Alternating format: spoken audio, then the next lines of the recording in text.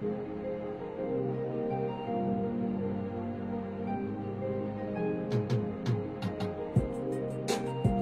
শুনছেন radio Bikrampur ৯৯.২ FM।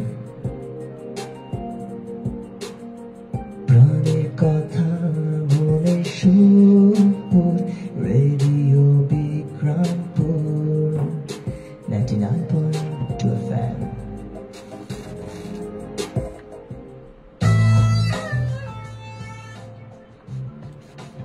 আসসালামু আলাইকুম, শুভ সন্ধ্যা। আশা করি সকলে বেশ ভালো আছেন। চলে এসেছি কিন্তু আমি আপনাদের সকলের প্রিয় কথা বন্ধু অর্ণা, এবং আপনারা কিন্তু এখন শুনছেন ঢাকা বিভাগের একমাত্র কমিউনিটি রেডিও স্টেশন এবং বিক্রমপুরের একমাত্র ইলেকট্রনিক মিডিয়া প্রাণের কথা মনের সুর রেডিও বিক্রমপুর ৯৯.২ FM। এবং এখন কিন্তু আমি রয়েছি যেহেতু আপনাদের সাথে আপনাদের সকলের প্রিয় কথা বন্ধু অর্ণা, এবং আপনারা জেনে থাকেন যে আপনাদের প্রিয় কথা বন্ধু অর্ণা কিন্তু প্রতি মঙ্গলবার ঠিক সন্ধ্যে ৭টায় কিন্তু চলে আসে আপনাদের সাথে জমজমাট আড্ডা দিতে, এবং সাথেই থাকে কিন্তু একজন বিশেষ অতিথি। তবে তবে তবে আজকে অতিথির কাছে যাওয়ার আগে আমরা জেনে নিই আমাদের সাথে যুক্ত হওয়ার মাধ্যমগুলো। আমার সাথে যুক্ত হওয়ার দুটি চমৎকার মাধ্যম রয়েছে। প্রথম মাধ্যমটি হলো মেসেজ অপশন। এর জন্য আপনাকে চলে যেতে হবে আপনার ফোনের ঠিক রাইট মেসেজ অপশনে, যে লিখতে হবে RBP space your name space your location আর স্পেস আপনার মনে যত কথা আছে তা আমাদেরকে লিখে পাঠিয়ে দিন ঠিক 797 এই নম্বরে। এছাড়াও কিন্তু আপনার প্রিয় কথা বন্ধু অর্ণার সাথে যুক্ত হওয়ার আরো একটি চমৎকার মাধ্যম রয়েছে, এবং মাধ্যমটি কিন্তু হলো কমেন্ট সেকশন, এবং খুবই অভিনব একটি মাধ্যম এটি। এর জন্য অবশ্যই আপনাকে চলে যেতে হবে আপনার ফোনের ফেসবুকের সার্চ অপশনে, যে সার্চ করতে হবে রেডিও বিক্রমপুর FM ৯৯.২, এবং সার্চ করলে আপনি আমাদের 214K+ মেম্বারের একটি বিশাল বড় পেজ পেয়ে যাবেন, যা একটু নিচে স্ক্রল করলে কিন্তু আপনি পেয়ে যাবেন আপনার প্রিয় কথা বন্ধু অর্ণার আজকের প্রচেষ্টা অনুষ্ঠানের পোস্টটি। তো সেখানে দেরি না করে আমাদের সাথে জলদি যুক্ত হয়েছেন, টিউন করে ফেলুন রেডিও বিক্রমপুর ৯৯.২ FM। এবং আমার সাথে যারা আজকে অন এয়ারে রয়েছেন তারা হয়তো ভাবছেন গেস্ট হিসেবে কে রয়েছে আমাদের সাথে, বাট গেস করুন আপনারা কে রয়েছে আজকে আমাদের সাথে গেস্ট হিসেবে। এবং লাইভে যারা রয়েছেন তারা সবসময় মতো আজকে একটু ব্যতিক্রম মতো হয়তো দেখতে পাচ্ছেন। ব্যতিক্রম হিসেবে আমার আজকের পাশের অন এয়ার সিটটা একদম ফাঁকা রয়েছে। হয়তো অনেকে ভাবছে হয়তো আজকে কোনো গেস্ট নেই, বা গেস্ট হয়তো লেট করছে, এক্সেট্রা এক্সেট্রা অনেক কিছু হতে পারে। বাট আপনারা গেস করুন যে আজকে আমার সাথে গেস্ট হিসেবে কে রয়েছে। এবং যেহেতু গেস্ট হিসেবে আজকে কোনো স্বেচ্ছাসেবীই থাকবে, হয়তো আমাদের সকলের পরিচিত কাছের কোনো সহযোদ্ধাই রয়েছে আমাদের সাথে। এবং আমি আসলে ভাবছি আপনাদের আজকে একটু সারপ্রাইজ করি, গেস্টকে প্রথমে আপনাদের মাঝে না এনে আপনারা আসলে গেস করুন। আপনাদের গেস্ট যদি কারেক্ট হয় তাহলে আমি আজকে আমাদের গেস্টকে আনবো, না হলে দেখি কি করা যায়।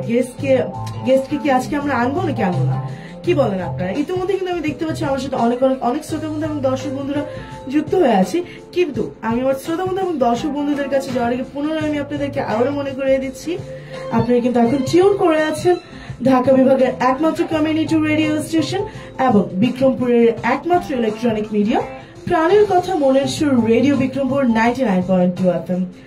এবং আপনারা কিন্তু এখন শুনছেন প্রতি মঙ্গলবার সন্ধ্যা ৭টা থেকে ৮টায় নিয়মিত অনুষ্ঠান প্রাণের কথা মনের সুর রেডিও বিক্রমপুর ৯৯.২ FM এর প্রচেষ্টা। এবং প্রচেষ্টা অনুষ্ঠান নিয়ে কিন্তু আপনাদের মাঝে হাজির হয়ে গিয়েছে আপনাদের সকলের প্রিয় কথা বন্ধু অর্ণা। এবং অর্ণা যেহেতু আজকে আপনাদের সাথে রয়েছে, তো জমজমাট একটি আড্ডা যা হবে আজকে আপনাদের সাথে, এই ব্যাপারে আপনারা নিশ্চিত থাকতে বলছো। যারা যারা এখনো আমাকে টিউন করে আছেন তাদেরকে বলবো ধৈর্য ধরে আরেকটু অপেক্ষা করতে।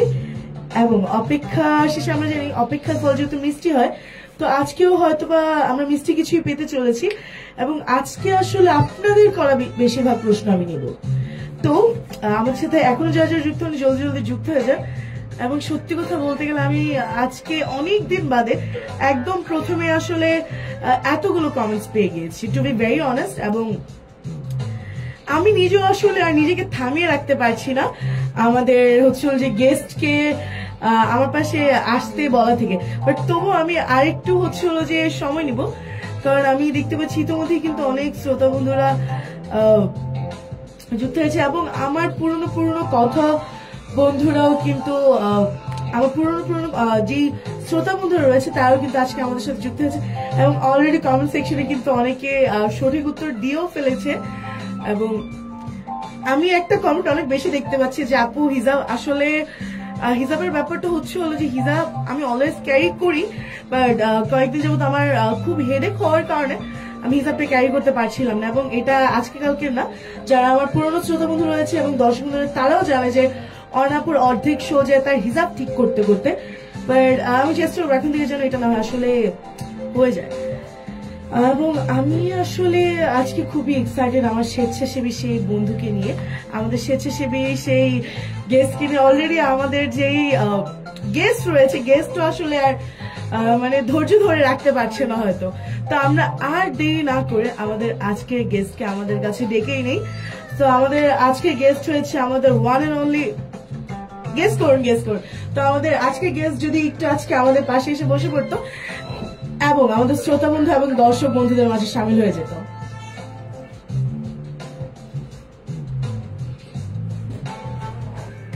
ওকে, সো আপনারা কিন্তু অলরেডি দেখে ফেলেছেন আজকে গেস্ট হিসেবে আমাদের সাথে কে রয়েছে। আমি আগেই বলে দিয়েছিলাম যে আজকে নতুন এক চমক থাকবে আমার অনুষ্ঠানে, এবং দেখতেই পাচ্ছেন আমাদের সাথে রয়েছে আমাদের খুবই সুপরিচিত সহযোদ্ধা এবং এবং এবং খুবই তরুণ একজন আমাদের স্বেচ্ছাসেবী বুলবুল আহমেদ রাজ ভাইয়া। তো আসসালামু আলাইকুম ভাইয়া, কেমন আছো? এবং আমাদের শ্রোতা বন্ধু এবং দর্শক বন্ধুদেরকে তুমি প্রথমে যদি তোমার নাম পরিচয় একটু জানিয়ে দিতে আবারও। আসসালামু আলাইকুম শ্রোতা বন্ধুদেরকেও আসসালামু আলাইকুম। আমার নাম বুলবুল আহমেদ রাজ, আমি সরকারি হরগঙ্গা কলেজের অনার্সে ৪র্থ বর্ষে আছি ইকোনমিক্স ডিপার্টমেন্টে, এবং আমি এর পাশাপাশি বিভিন্ন স্বেচ্ছাসেবী সংগঠনের সাথে জড়িত আছি এবং ছিলাম। বর্তমানে আমি আপাতত থিয়েটার সার্কেল মুন্সিগঞ্জ নামে একটি সংগঠন আছে। আচ্ছা, তো কেমন লাগছে আজকে মানে আমাদের রেডিও বিক্রমপুরে এসে? খুব ভালো লাগছে। আচ্ছা, তো এক্সাইটমেন্ট কাজ করছে? অনেক এক্সাইটেড, বিশেষ করে কমেন্টে দেখে আরো বেশি এক্সাইটেড। তোমার আমার সাথে প্রোগ্রাম করতে পারে কোনো এক্সাইটমেন্ট নেই? না, অনেক আমি তো অপেক্ষা ছিলাম কখন ডাকবে আমাকে। না মানে তোমার সাথে আমার পরিচয়টা কিন্তু আজকে কালকে না, আমি যখন কলেজ লেভেল থেকে, তো মনে হচ্ছে যে কলেজে এই মেয়েটাকে সেই দেখেছি, এখন এর সাথে এসে প্রোগ্রাম করতে হচ্ছে, অনুভূতিটা একটু অন্যরকম। এবং অলরেডি কিন্তু আমরা আজকে দেখতে পাচ্ছি যে কমেন্ট সেকশনে একটু ঝড় টাইপ বয়ে আসছে। কেন এরকমটা হওয়ার কারণ কি মনে হচ্ছে? এটা বলতে পারি না, এটা হয়তো যারা শ্রোতা আছে, আই থিঙ্ক এটা তোমার পেজ, আর কিছু না, এমন কিছু না। এবং আমি আসলে দেখতে পাচ্ছি আমাদের সাথে অনেক শ্রোতা বন্ধুরা যুক্ত আছে, এবং আমি আসলে কি বলবো, আমি এখন কমেন্টে না যে আসলে থাকতে পারছি না। তবে কমেন্টে যাওয়ার আগে আমি আসলে আজকে তোমার সাথে বেশ খানিকটা কথা বলে নিব এবং আড্ডা দিয়ে নিব। এবং আমি আমার শ্রোতা বন্ধু এবং দর্শক বন্ধুদের উদ্দেশ্যে বলছি, আমাদের বুলবুল আহমেদ রাজ ভাইকে কিন্তু আমরা অনেকেই চিনি, এবং আজকে আসলে আমি একটা সেশন ক্লাস টাইপ কিছু একটা নিব ভাইয়ার সাথে, কারণ ভাইয়ের কাছে অনেক কিছু জানার আছে আমাদের অনেকে। তো আজকে আমরা সেই প্রশ্নগুলোর উত্তর আজকে জেনে যাবো। তবে তা জানার আগে আমি আসলে ভাইয়াকে, যেহেতু আমাদের আজকে প্রোগ্রাম প্রচেষ্টা এবং স্বেচ্ছাসেবীদেরকে নিয়ে আমাদের আজকের প্রোগ্রামটা, এবং স্বেচ্ছাসেবীদেরকে আরো ইন্সপায়ার করার জন্য, তাদের নতুন নতুন গল্পগুলো জানার জন্য এবং তাদের লক্ষ্য উদ্দেশ্যগুলো জানার জন্য আমাদের আজকের অনুষ্ঠানটি। তো আমি প্রথমেই আসলে ভাইয়াকে আমাদের প্রচেষ্টা অনুষ্ঠানে ভাইয়াকে স্বাগত। এবং আমি যদি ভাইয়াকে প্রথমেই প্রশ্ন করি যে ভাইয়া আসলে তোমার এই স্বেচ্ছাসেবী কার্যক্রমের সাথে যুক্ত হওয়ার শুরুটা কিভাবে আসলে হয়েছিল? আসলে আমি যে ফ্যামিলি থেকে বিলং করি, ওই ফ্যামিলি খুবই, আর আমার বাবা সবসময় আমাকে স্বেচ্ছাসেবী কাজে অনুপ্রাণিত করত। কিন্তু যখন আমি স্কুল লাইফ পার হয়ে হাই স্কুল লাইফে উঠি, কেকি স্কুলে পড়ি, তখন যখন আমি 8ম শ্রেণীতে পড়ি, তখন মুন্সিগঞ্জ জেলার রেড ক্রিসেন্ট একটি ফার্স্ট এইডের বিষয়ে একটি প্রশিক্ষণ দেওয়া হয়। তাতে আমরা 4টা স্কুল ওই জায়গায় অংশগ্রহণ করি। তার মধ্যে কেকি স্কুল ছিল, এভিজিয়ান ছিল, উচ্চ বালিকা ছিল, এবং মুন্সিগঞ্জ হাই স্কুল ছিল। তো ওইখান থেকেই আমার আমি কেকি স্কুল থেকে, ওইখান থেকে আর কি শুরু হয়েছে আমার। তাহলে বলেছো যে তুমি আমার শত্রুপক্ষ? আই থিঙ্ক সো, যেহেতু তুমি কেকে স্কুল ছিল, আমি ওইটা ওই সময় হয়তো, এখন আপাতত ওই রকম রাইভালরি দেখা যায় না। আসলে এখন ওইরকম ক্রেজটা আসলে নেই। So true. এবং এরপর আমি যতদূর তোমার থেকে বুঝলাম যে তোমার বাবাই মূলত তোমার অনুপ্রেরণা স্বেচ্ছাসেবী কার্যক্রমগুলোর সাথে যুক্ত। তো এরকম দু একটা ঘটনা কি মনে পড়ে যে বাবাকে দেখে শেখা বা বাবার সাথে করা কাজগুলো কিছু যদি মনে পড়ে, তাহলে যদি তোমার সেই ছোট্ট এক্সপিরিয়েন্সটা, সেই পুরনো এক্সপিরিয়েন্সটা যদি আমাদের শ্রোতা এবং দর্শকদের সাথে শেয়ার করতে। ছোটবেলা থেকে আমার একটা ড্রিম ছিল, আমি কোনো সামরিক বাহিনী বা কোথাও যাতে আমি যেতে পারি, বা ওই টাইপের একটা ড্রিম ছিল যে আমি ওই ডিফেন্স লাইনের কোনো একটা কাজ করব বা ওই টাইপের কিছু করব। তো যার আমার শুরু হয়, আমি যখন ক্লাস 3-তে পড়ি তখন অনির্বাণ নামের একটা শো ছিল, ওই শোটা আমি মানে বারবারই দেখতাম। তখন আমার ড্রিম হয়ে গিয়েছিল যে আমি হয়তো বাংলাদেশ সেনাবাহিনী অথবা বাংলাদেশ নৌবাহিনীতে কমিশন র্যাঙ্কে আমি কাজ করব। তো ছোটবেলা থেকে ব্রাইট স্টুডেন্ট ছিলাম, তো আমার বাবা মা কখনো বাধা দেয় নাই, যে আমার ফ্যামিলি থেকে এরকম বাধা আসে নাই যে তোর ডাক্তার হতে হবে, ইঞ্জিনিয়ার হতে হবে, কিছু do whatever you want. But তারা আমাকে ভালো কোনটা খারাপ কোনটা এই শিক্ষাটা আমাকে দিছে। তো দ্যাটস ওয়াই আমি ওই জায়গা থেকে আমার বাবা আমাকে অনুপ্রাণিত করেছে যে স্বেচ্ছাসেবী সংগঠনের সাথে যুক্ত হও, এবং এর মাধ্যমে ছোটবেলা থেকে বলা হয়েছে যে স্কিল ডেভেলপমেন্টও হয় বা মানুষদের সাথে পরিচিত হয়, কমিউনিকেশন স্কিলও বাড়ে। তো ওইখান থেকেই শুরু। আচ্ছা, তো এই যে কমিউনিকেশন, আর আমি যেটা তোমাকে প্রশ্ন করছিলাম যে ঘটনা কি কোনো মনে পড়ে যে বাবার সাথে বের হয়েছিলাম, কাউকে হেল্প করা, বৃক্ষরোপণ করা, যে কোনো কিছু, যে কোনো ঘটনা? আসলে কি আমার নানু বাড়ির ফ্যামিলি এবং দাদু বাড়ির ফ্যামিলি, আমি আমার দাদাকে ছোটবেলায় ওইভাবে দেখিনি বা মনেও নেই। যখন আমি অনেক ছোট ছিলাম তখনই আমার দাদা মারা গেছে। আমার দাদাকে তো আমার মাও দেখতে পারেনি, মানে দাদা এত আগে ইন্তেকাল করেছিলেন। তো আমার দাদু হচ্ছে মানে আমার দাদি, তো আমার দাদু হচ্ছে বৃক্ষরোপণের কাজটা খুব বেশি করে। ইভেন আমার নানু বাসার বাইরে ফুলের একটা বাগান আছে, কিছু ফল গাছ আছে। তো আমার দাদুও আমার বাসার ওই দিকে অনেক ফল গাছ আছে। আমার দাদু খুবই বৃক্ষরোপণ করতো। তো ছোটবেলা থেকে ওই বৃক্ষরোপণের বিষয়টা, তারপর যে এই তো বিশেষ করে ফল গাছের প্রতি আলাদা একটা অ্যাট্রাকশন থাকে। তো মানে দাদুর সাথে আসলে সমাজসেবামূলক কার্যক্রম, মানে বৃক্ষরোপণ, আসলে বৃক্ষরোপণের কথা যদি বলা চলে, বর্তমানে কিন্তু যে সংগঠনগুলো রয়েছে, সামাজিক স্বেচ্ছাসেবী সংগঠনগুলো, এদেরকে কিন্তু প্রায়ই দেখা যায় বিভিন্ন বৃক্ষরোপণ কর্মসূচিতে। তো তোমার কি কখনো এরকম বৃক্ষরোপণ কর্মসূচিতে মানে অ্যাটেন্ড করা হয়েছে? আমার বেশ কয়েকটি বৃক্ষরোপণ কর্মসূচিতে অ্যাটেন্ড করা হয়েছে। যখন আমি স্কুল লেভেলে ছিলাম তখনও করেছি, যখন আমি বিভিন্ন স্বেচ্ছাসেবী সংগঠনে ছিলাম তখনও করেছি। বাট আমার সবচেয়ে বড় বিষয় হচ্ছে যে বৃক্ষ রোপণ করা থেকে বৃক্ষটাকে পরিচর্যা করা উচিত। তো কিছু কিছু ক্ষেত্রে বৃক্ষ পরিচর্যার কাজে আমি অংশগ্রহণ করেছি। আচ্ছা, তো তুমি তাহলে তোমার ওই কি যেন প্রোগ্রামটার নাম বললে, অনির্বাণ অনুষ্ঠানটা দেখে মূলত তুমি হচ্ছে ইন্সপায়ার্ড হয়েছিলে। তো আমরা আসলে মানে তোমার অনুপ্রেরণা বা ধরো যে একটা ঘটনা বা ব্যক্তি বিশেষ থাকে না, যাকে দেখে আমরা একটা পথ বেছে নিই, তো আমরা অনির্বাণকে সেটা ধরে নিতে পারি যে খুব চমৎকার। মানে আমাদের বর্তমানে আসলে যে ধর মিডিয়া প্ল্যাটফর্ম গুলো রয়েছে, সেগুলোতে আসলে এরকম কিছু অনুষ্ঠানই দরকার যেগুলো দেখে আসলে বাচ্চারা তাদের ক্যারিয়ার নির্বাচনে ইন্সপায়ার্ড হবে। বাট বর্তমানে আসলে মোবাইল নেটওয়ার্কিং এর কানেকশন চলে এসেছে, যুগটি এরকম চলে এসেছে, সবার হাতে শুধু ফোন, ল্যাপটপ, পিসি এগুলোই থাকে, এবং ম্যাক্সিমাম টাইমই এরা ইউটিউবে ঘাটাঘাটি করে, বা ধরো যে টিকটক আর সোশ্যাল মিডিয়া প্ল্যাটফর্ম যেগুলো রয়েছে সেগুলোতে রিলস দেখতে থাকে।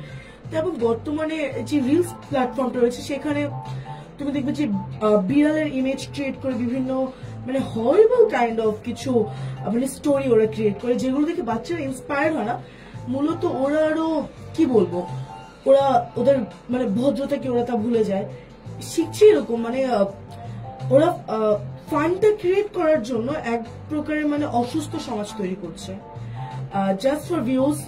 তুমি দেখতে পারবে অহরহ, এবং আমরাও এখন যে ভিডিওগুলো দেখি দেখবা যে কে কার সাথে কতটা মানে খারাপ কাজ করছে, এগুলো দেখে আমরা খুশি হচ্ছি। মানে ওরা ফান হিসেবে প্রেজেন্ট করছে, হেসে হেসে বলছে, এবং কে কাকে চিট করছে, এবং চিট করাটাও ফানি ওয়েতে দেখাচ্ছে, যার কারণে আমরা সবাই মানে এগুলো লেজিট ওয়েতে নিয়ে নিয়েছে এবং লিগাল নিয়ে নিয়েছে যে এগুলো তো করাই যায়।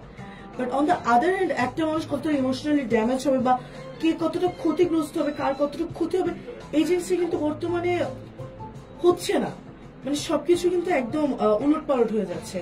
তো আমার কাছে মনে হয় যে আমাদের যে বর্তমান তরুণ প্রজন্মটা রয়েছে, এই তরুণ প্রজন্মের আসলে যে সোশ্যাল প্ল্যাটফর্মটা রয়েছে সেটাকে আসলে পজিটিভলি ইউজ করাটা খুব বেশি দরকার।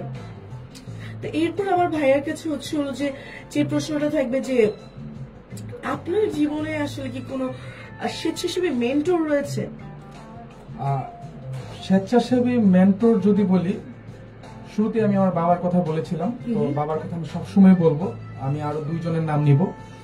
একটা হচ্ছে শাওন ভাই, উনি যখন 2018 সালে আমি বন্যার্তদের ত্রাণ দিতে যাই রেড ক্রিসেন্ট মুন্সিগঞ্জ জেলা শাখা, তখন মুন্সিগঞ্জ জেলার উনি যুব প্রধান ছিল শাওন ভাই। খুবই মানে আমার কাছে খুবই ব্যক্তিত্ব সম্পন্ন একটা মানুষ মনে হয়েছে তাকে, এবং আমার বাবা মানে তাকে এই পরিমাণ বিশ্বাস করে, মানে এখনো করে, যে শাওন ভাইয়ের কথা বললে বাবা সবকিছুতে শাওন আছে ওই জায়গায়, যদি বলে যে হ্যাঁ তাহলে রাজি থাকে, ওই কাজটা আমাকে মানে উইলিংলি করতে দেয়, কোনো যাচাই বাছাই করে না। আর দ্বিতীয়ত হচ্ছে ঋত্বিক ভাইয়া, যিনি হচ্ছে বিএনসিসি তে ছিল, তো তাকে দেখেই আমার ওই বিএনসিসি প্ল্যাটফর্মটাতে জয়েন করা ঋত্বিক ভাইয়াকে। আসলে আমি একটা ছোট্ট কথা বলবো আউট অফ টপিক। ঋত্বিক ভাই যদি আজকে আমাদের সাথে হচ্ছিল যে যদি লাইভে থেকে থাকে, আমি আসলে খুবই দুঃখিত। আসলে কালকে রাতে আমার মানে মন মেজাজ একটু অন্যরকম ছিল, এই জন্য আমি তোমাকে ধন্যবাদ দেওয়ার বদলে আসলে আমার রিপ্লাইটা একটু অন্যরকম ভাবে চলে গেছিল। বা এটা পরে যখন আমি তোমার পাঠানো ভিডিওটা দেখি, আই অনেস্টলি বলতে গেলে আমার ভিডিওটা খুবই ভালো লেগেছে এবং ধন্যবাদ। এবং আমি আসলে ভাইয়া তোমার কথা মতো তোমার নাম্বারটা আমার 3টা ফ্রেন্ডকে দিয়ে দিব, এবং তারপর ওদেরকেও বলে দেবো যে ওদেরও 3টা ফ্রেন্ডকে দিয়ে দেয় ভাইয়ার নাম্বারটা। বলেছিলাম আমি আউট অফ টপিক থাকবে কথাটা। তো আমরা ভাইয়াকে আরো যে প্রশ্নগুলো করবো, যে ভাইয়া এতক্ষণ তো অনেকগুলো প্রশ্ন, এবার একটু আমরা ভাইয়া পার্সোনাল লাইফ সম্পর্কে জানি। ভাইয়ার আসলে পড়াশোনা বা কাজ যেটার সাথে জড়িত রয়েছে সেটা আসলে কত দূর, বা ভবিষ্যৎ পরিকল্পনা কি তোমার? আমার আপাতত বর্তমান পরিকল্পনা হচ্ছে যে আমি আমার স্কিল ডেভেলপমেন্ট নিয়ে কাজ করব। মানে বর্তমান বাংলাদেশে মেধাবী অনেক পাওয়া যাবে, বাট স্কিলফুল মেধাবী বা স্কিলফুল মানুষ খুব কম পাওয়া যায়। সো স্কিলটাকে শুধু আমাদের দর্শক শ্রোতাদেরকে আমি বলবো যে পড়াশোনার পাশাপাশি স্কিল ডেভেলপমেন্টের প্রতিও ফোকাস দেওয়ার। আমি চাচ্ছি খুবই দরকার স্কিল ডেভেলপমেন্টের প্রতি ফোকাস দেবো, এন্ড দেন আমি আমার অনার্স লাইফ শেষ করে আমি চাচ্ছি যে উচ্চতর শিক্ষার জন্য বাইরে যাওয়ার চেষ্টা করবো। বাট আমি বাইরে সেটেল হওয়ার কোনো বিষয় না, আমি আবার দেশেই ফিরবো, কিন্তু বর্তমানে এমন কেন যে বর্তমানে না, এটা প্রায় অনেকটা সময় দেখা যাচ্ছে, এবং আমাদের বিক্রমপুর বা মুন্সিগঞ্জে তো এটা অহরহ পড়াশোনা শেষও হয় না, বিদেশ পাঠিয়ে দেয়। এমন কেন? স্পেশালি ছেলেদের, মেয়েদেরকে খুব কম পাঠানো, বাট ছেলেদের প্রত্যেকটা ঘরে ঘরে এমন দেখানো যায়। তোমার পার্সপেক্টিভ কি? এরকম হওয়ার কারণটা কি? আমার পার্সপেক্টিভ হচ্ছে যারা পাবলিক ইউনিভার্সিটি আর প্রাইভেট ইউনিভার্সিটিতে পড়ে, তারা কিন্তু দেখবে না যে তাদের চিন্তা কিন্তু বাইরে যাওয়ার থাকে না। বাট যারা ন্যাশনাল ইউনিভার্সিটি বিশেষ করে অথবা যারা ডিগ্রি নিয়ে পড়াশোনা করে, তাদের চিন্তাধারায় বেশিরভাগ সময় থাকে যে বাইরে যাওয়ার জন্য। ইভেন আমার যে ডিপার্টমেন্টের অধ্যাপক স্যার ছিল, উনি এখন নেই হরগঙ্গাতে, তো উনি একটা কথা বলেছিল যে এদিকে হয়তোবা অনার্সের জন্য ন্যাশনাল ইউনিভার্সিটিতে কেউ পড়ে, হয়তোবা তার ভিসা আটকে রয়েছে অথবা পাসপোর্ট জমা দেওয়া আছে, এই টাইপের সময় পার করার জন্য।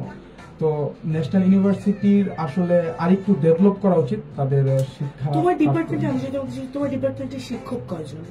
আমার ডিপার্টমেন্টের শিক্ষক হচ্ছে 6 জন।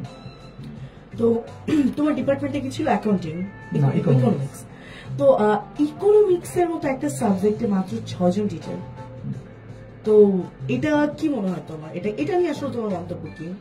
এইটা নিয়ে আপাতত এটা তো মানে প্রশাসনিক ব্যাপার বা এটা হচ্ছে ভার্সিটির ব্যাপার, বাট আমার মন্তব্য হচ্ছে যে অ্যাজ এ স্টুডেন্ট শুধু আমাদের ডিপার্টমেন্ট না, শুধু আমাদের কলেজ না, বা শুধু আমাদের ন্যাশনাল ইউনিভার্সিটি যে আমাদের এটা না, বিভিন্ন অনেকগুলো ন্যাশনাল ইউনিভার্সিটি এরকম আছে যে ডিপার্টমেন্টে পর্যাপ্ত পরিমাণ শিক্ষক থাকে না, যার কারণে এই যে মেন্টর বা মনিটরিং করবে শিক্ষকরা, এই মনিটরিং এর অভাবেই এই শিক্ষার্থীরা অন্য লাইনে ডাইভার্ট হয়। তো তোমার কাছে কি মনে হয় যে আমাদের শিক্ষা ক্ষেত্রে কি শিক্ষাক্ষেত্রে আসলে পরিবর্তন দরকার বা আরো ডেভেলপমেন্ট দরকার? কি দরকার আসলে আমাদের শিক্ষাক্ষেত্রে?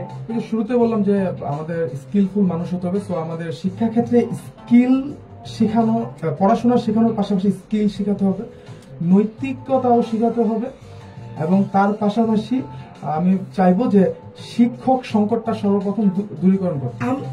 আমি যদি এখানে একটু বলি, আমার কাছে মনে হয় যে সর্বপ্রথম পেট কমাতে হবে। এটা ট্রু। সর্বপ্রথম না হলে এরকম অনেক স্টুডেন্ট রয়েছে যারা খুবই ব্রাইট, এবং এরা হয়তো পাবলিকে যারা পড়ে এদের থেকেও হয়তোবা থাকে, 2-1 জন কিন্তু থেকেই যায় যারা খুব ভালো স্টুডেন্ট, হয়তোবা টাকার কারণে বা ফ্যামিলিগত কারণে, ফ্যামিলিকে সাপোর্ট করার কারণে, যে কোনো কারণে তাদের হয়তো ন্যাশনাল ইউনিভার্সিটিতে পড়তে হয়, বা এরকম অনেক থেকে। এবং ন্যাশনাল ইউনিভার্সিটিতে পড়ে কেউ ভালো করতে পারে না এমন না, বাট এর জন্য তো একটা মেন্টর ডেফিনেটলি দরকার। একটা ডিপার্টমেন্টে যদি 2 জন টিচার থাকে, 6 জন টিচার থাকে, ইটস নট ফেয়ার। এবং এরকম না যে বাজেট আসে না, কেন আসবে না? আমরা ঠিক মতো সবকিছু দিতেছি, আমরা ট্যাক্স কি দিচ্ছি না? অবশ্যই আমরা ট্যাক্স দিচ্ছি। এখন যদি বলে যে যে দেশের হচ্ছে যে এখনো সবকিছু এরকম অগুছালো, আমরা শুধু আজকের কথাই বলছি না, আমরা বিগত সময় থেকে বিবেচনা করে বলছি। আমি না হয় মাত্র ফার্স্ট ইয়ার পড়ি, তুমি তো আর ফার্স্ট ইয়ার না। দেশের এই পরিস্থিতির আগেও ছিল, তখন টিচার সংখ্যা এমনই ছিল। তো আমার কাছে মনে হয় যে শিক্ষা ক্ষেত্রে যদি আমাদের আরো বেশি বিনিয়োগ না করা হয়, তাহলে আসলে আমার কাছে মনে হয় না যে আমরা যারা নতুন প্রজন্ম রয়েছি তারা আসলে দেশে থেকে নতুন কিছু করার স্পৃহাটা আরো ভালোভাবে পাবো। মানে যে ডিপার্টমেন্টের টিচার নেই সেই ডিপার্টমেন্ট নিয়ে আসলে একটা শিক্ষার্থীর মনে আর কোন ভরসা সঞ্চার হবে? তুমি বলো, যেমন আমি যদি আমার কথা বলি, আমি তো দেখতে পাই যে আমার পুরো ভবিষ্যৎ অন্ধকার যদি আমি এই ডিপার্টমেন্টে পড়তে থাকি, বা আমি যদি এইভাবে পড়াশোনা করতে থাকি। লাইক কোন বই পড়তে হবে বা কোন সিলেবাস পড়তে হবে, এইসব নিয়ে যখন আমি স্যারদের সাথে আমার কথোপকথন হবে, তাদের একদম কমন ডায়লগ, তুমি ঠিকমতো ক্লাসে আসো। কিভাবে আসবো ক্লাসে? আমাদের ঠিকমতো শিডিউল দেওয়া হয়, বা ঠিকমতো ক্লাস গুলো আজকে ক্লাস না হবে না, ক্লাস লেট, অনেক কিছু। আমি এগুলো নিয়ে আসলে আমার কমপ্লেন একমাত্র শিক্ষকের সংকট নিয়ে। একটা ডিপার্টমেন্ট তুমি প্রত্যেকটা, লাইক ন্যাশনাল ইউনিভার্সিটি, তুমি প্রত্যেকটার কথা বলো, আমাদের ন্যাশনাল ইউনিভার্সিটি তাও তো ভালো আছে। তুমি যদি আদার্স দেখো, ওইখানে আরো বেশি প্রবলেম। ওইখানে এরকম হয়েছে টিচার নেই। যেমন আমাদের কলেজে কিন্তু মনোবিজ্ঞান ডিপার্টমেন্টেই নেই। তো কিভাবে কি মানে ডিপার্টমেন্ট কলেজে তো যদি টিচার থাকতো, টিচারই নেই। তো আসলে বলতে গেলে আমি আবার আমার মুখটা কেন জানি থেমে থাকে না, বুঝছো না? আমার ইচ্ছেও সব বলে ফেলতে, বাট থেমে থাকতে হবে, কারণ বাধ্যবাধকতা। আচ্ছা যাই হোক, আমরা আহার বেশি না বলি আর কথা না বলি। আমরা এরপর আসলে যেটা বলবো যে ভাইয়া, ছোটবেলায় কি আসলে কখনো কল্পনা করা হয়েছিল যে এরকম স্বেচ্ছাসেবী সংগঠনগুলোর সাথে যুক্ত হওয়া হবে বা থিয়েটার কর্মী হয়ে যাওয়া, কখনো এরকম স্বপ্ন ছিল? ভাবা হয়েছিল? না, সবকিছুই হচ্ছে সাডেন, একদম সাডেন, হুট করে কোন একটা কিছু দেখছি, ভালো লাগছে, বাসায় বাবাকে বলছি, বাবা বলছে, যদি বাবা ইয়েস বলে আমি ওকে ইয়েস করেছি, আর যদি বাবা বলে যে তুমি ভেবে দেখো, তাহলে ভেবে মানে ওইটাতে জয়েন করছি, এরকম একটা বিষয়। কোনো কিছুই তার মানে সবকিছুই তার ভেবে চিন্তে বা প্ল্যান করে আগানো যায় না। তো এই যে থিয়েটার কর্মী হিসেবে নিজেকে সকলের সামনে উপস্থাপন করা এবং এত ভালো মানের একজন থিয়েটার কর্মী হয়ে ওঠা, ভালো বলতে অত মানে আমার এক্সপেরিয়েন্স হচ্ছে, আমি শুরু করে আমার কাছে তো মনে হয় থিয়েটার কর্মী মানে তাদের মধ্যে গুণাবলী দিয়ে ভরপুর, নাহলে সে একজন থিয়েটার কর্মী হতে পারে না। ট্যালেন্ট তো আছে, মানতে হবে। থিয়েটার কর্মীদের একটা মানে যারা প্রকৃত কর্মী হতে চায় বা করতে চায়, তাদের অবজারভেশন স্কিল খুব ভালো। তারা যে কোনো একটা মানুষের, আচ্ছা যেহেতু রাজ ভাই আমার সাথে রয়েছে, আমি আসলে ভাইয়াকে শেষ করতে দিন, আমার মানে নেক্সট প্রশ্নটা হাজির হয়ে যায়। কি মনে হয় তোমার আমার মধ্যে কার অবজারভেশন ক্ষমতা বেশি?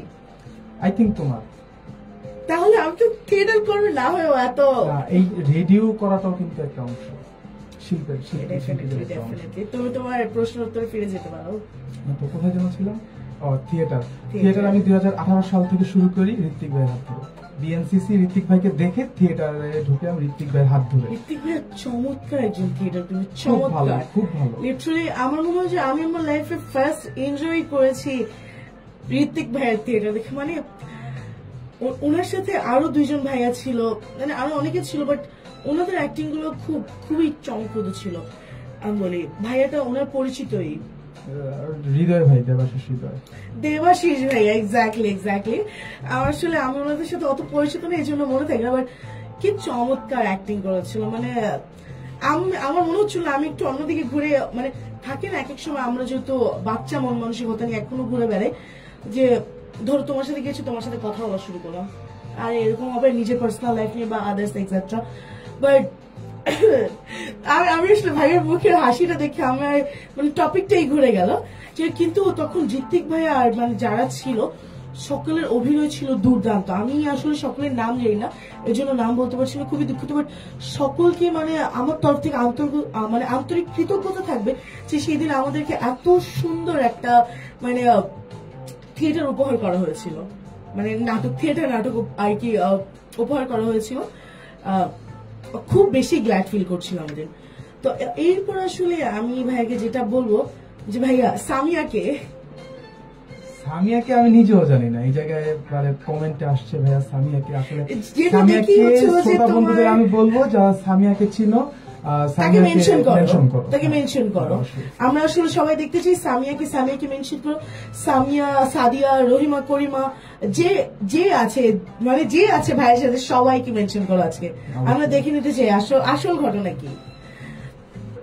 এরপরে আসলে আমার ভাইয়ের কাছে আরো একটা যে প্রশ্ন থাকবে যে তোমার তো মানে এক্সপিরিয়েন্স রয়েছে বেশ খানিকটা, যেহেতু তুমি সিনিয়র হয়ে গিয়েছো, অলমোস্ট সিনিয়রদের মধ্যে পড়ছে, তোমার কি মনে হয় যে বর্তমান তরুণ প্রজন্মের জন্য কেন আসলে স্বেচ্ছাসেবাটা গুরুত্বপূর্ণ? স্বেচ্ছাসেবার জন্য জরুরি হচ্ছে, স্বেচ্ছাসেবার মাধ্যমে কিন্তু নিজের আত্মারও একটা সেবা করা হয়। So true, so true.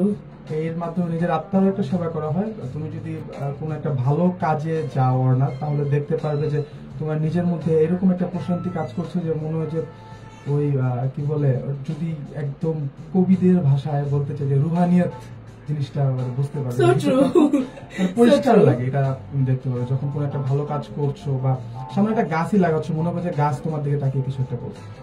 না, এটা সত্যি কথা। লাইক আমাদের ছাদে অনেক গাছ রয়েছে, তো আমি ফ্রি টাইমে হচ্ছিল যে বিকেলে বা সকালে ছাদে যাই, তো গাছগুলো দেখলেই না খুব খুশি হয়েছে, এবং ফুলগুলো মনে হয় আমার দিকে হাসি দিয়ে তাকিয়ে আছে, এবং ফলগুলো বলছে যে অর্ণা আমাকে একটু দেখে যাও, দেখো আমার গ্রোথ কতটুকু হলো। তারপরে খাওয়ার সময় চলে আসছে। আচ্ছা, অনেকক্ষণ তো কথা বলছি, এবং আমি আসলে ভাইকে আরো একটা কথা বলছি। ভাইয়া তখন বলছিল যে মানে স্বেচ্ছাসেবী হওয়ার মাধ্যমে আমরা আসলে স্বেচ্ছাসেবী অ্যাকচুয়ালি স্কিল ডেভেলপমেন্ট নিয়ে কথা বলছিল, সেই স্কিল ডেভেলপমেন্ট করাটা আমাদের খুব বেশি দরকার। এবং আমি যদি বলি তোমাদের স্কিল ডেভেলপমেন্টের জন্য স্বেচ্ছাসেবা হতে পারে একটা অনন্য উদাহরণ। তুমি স্বেচ্ছাসেবা কার্যক্রমের মাধ্যমে অনেক কিছু শিখতে পারবা। তুমি কমিউনিকেটিভ হতে পারবে ডেফিনেটলি, যেটা তোমার লাইফে খুব ইম্পর্টেন্ট।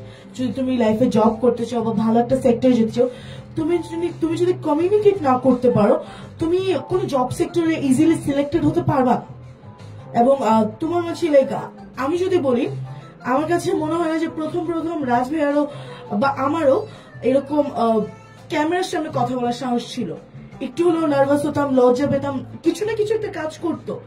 বাট এই যে আমরা আজকে এভাবে কিভাবে ফ্লুয়েন্টলি কথা বলছি, জাস্ট বিকজ অফ, আমার কাছে মনে হয় যে ডেফিনেটলি চর্চার একটা বিষয় থাকে। তবে আমরা যদি এরকম সামাজিক স্বেচ্ছাসেবী কার্যক্রমগুলোর সাথে যুক্ত হতে থাকি, আপনি দেখবেন আপনি নিজের অজান্তে আপনার মধ্যে বিভিন্ন ধরনের স্কিলস গড়ে উঠছে। আপনি কথা বলতে হয় কিভাবে সেটাও শিখে যাবেন। এখন অনেকেই বলতে পারে, আপু আমরা কি কথা বলতে না পারি? তবে কথা বলতে পারার মধ্যেও না একটা গুণ রয়েছে, যেটা আমরা হয়তো, আমি যদি বলি ভাইয়া কথা দিয়ে কিন্তু মন জয় করা যায়, কথা দিয়ে একটা সম্পর্ক নষ্ট করা যায়। এবং আমি যদি বলি, আমার সাথে রাজ ভাইয়া এক সময় সম্পর্ক খারাপই হয়েছিল কথা নিয়ে। মানে আমি আমার রাগ কন্ট্রোল করতে পারি না কোনো জীবনে, তো রাগের বসে ভাইকে একটা কথা বলেছিলাম সম্পর্ক, আবার মানে এই কথার মাধুর্যের মাধ্যমে কিন্তু সম্পর্ক আবার ঠিক করা। তো ব্যাপারটা এরকমই, কথা দিয়ে কিন্তু আমরা মানুষের মন জয় করতে পারি, আবার কথার মাধ্যমে কিন্তু আমরা মানুষের মন ঠিক করতে পারি। এবং এই কথা বলাটাই আমরা শিখতে পারবো সামাজিক স্বেচ্ছাসেবী কার্যক্রমগুলো করার মাধ্যমে। এবং মানুষের পাশে দাঁড়ানোর মানে যে আত্মতৃপ্তিটা রয়েছে, সেটা আসলে ভাষায় প্রকাশ করা যায় না কোনো দিনই না। কি বলা, যেমন আমি যতদূর জানি যে ভাইয়া আসলে বন্যার্তদের পাশে থেকেছিলেন, বন্যার সময় বন্যা কবলিত অঞ্চলগুলোতেই গিয়েছিলেন। তো যাওয়ার পরে তুমি যখন আসলে তাদের সাহায্য করছো, তারা যখন তোমার হাত ধরছে, তার বুকে টেনে নিচ্ছে, সাহায্যের জন্য কৃতজ্ঞতা প্রকাশ করছে, ওই অনুভূতিটা কি তুমি এক্সপ্লেন করতে পারবে? কি মনে হয়? আমি ওই যদি 2018 সালের কথা বলা হয়, তখন একবার বন্যার জন্য গেছি, আর একটা হচ্ছে 2024। তো সবচাইতে বেশি মোমেন্ট ক্রিয়েট হয়েছে আমার 2024-এরটায়। আমরা দেখেছি ওই মোমেন্টটা, এটা মানে আমরা যখন ফেনীতে যাই, ফেনীতে এরকম একটা অবস্থা ছিল, ত্রাণ অনেক ছিল, বাট নেওয়ার যে মাধ্যম, সবাই কাছের এরিয়ার মানুষদেরকে দিতে পারছিল, বাট দূরে নেওয়ার মাধ্যম ছিল না। ওইটা বাট বাংলাদেশের মানুষ ভাই, মানুষের সাহায্যের জন্য যেভাবে ঝাঁপিয়ে পড়ছে, মানে দেখার মতো। মানে বাংলাদেশ যে একটা মুষ্টির মতো হয়ে গেছে, তখন একটা শক্তি, ওটা বোঝা গেছে। তারপর আমরা যখন ওই জায়গায় গেছি, তারপর ওই দিক থেকে আবার কুমিল্লাতে মুভ করছি। যেই সময়টাই আমরা ছিলাম ওদিকে আমরা সবাইকে চিনি, যে স্বেচ্ছাসেবীদের নিয়ে গেছি সবাইকে যে চিনি এরকম না, খুব নতুন ফেজ আমাদের টিমমেট ছিল, খুব নতুন নতুন ফেজ, তাদের এক একজনের এক এক ব্যাকগ্রাউন্ড, এক একজন এক এক জায়গা থেকে আসছে।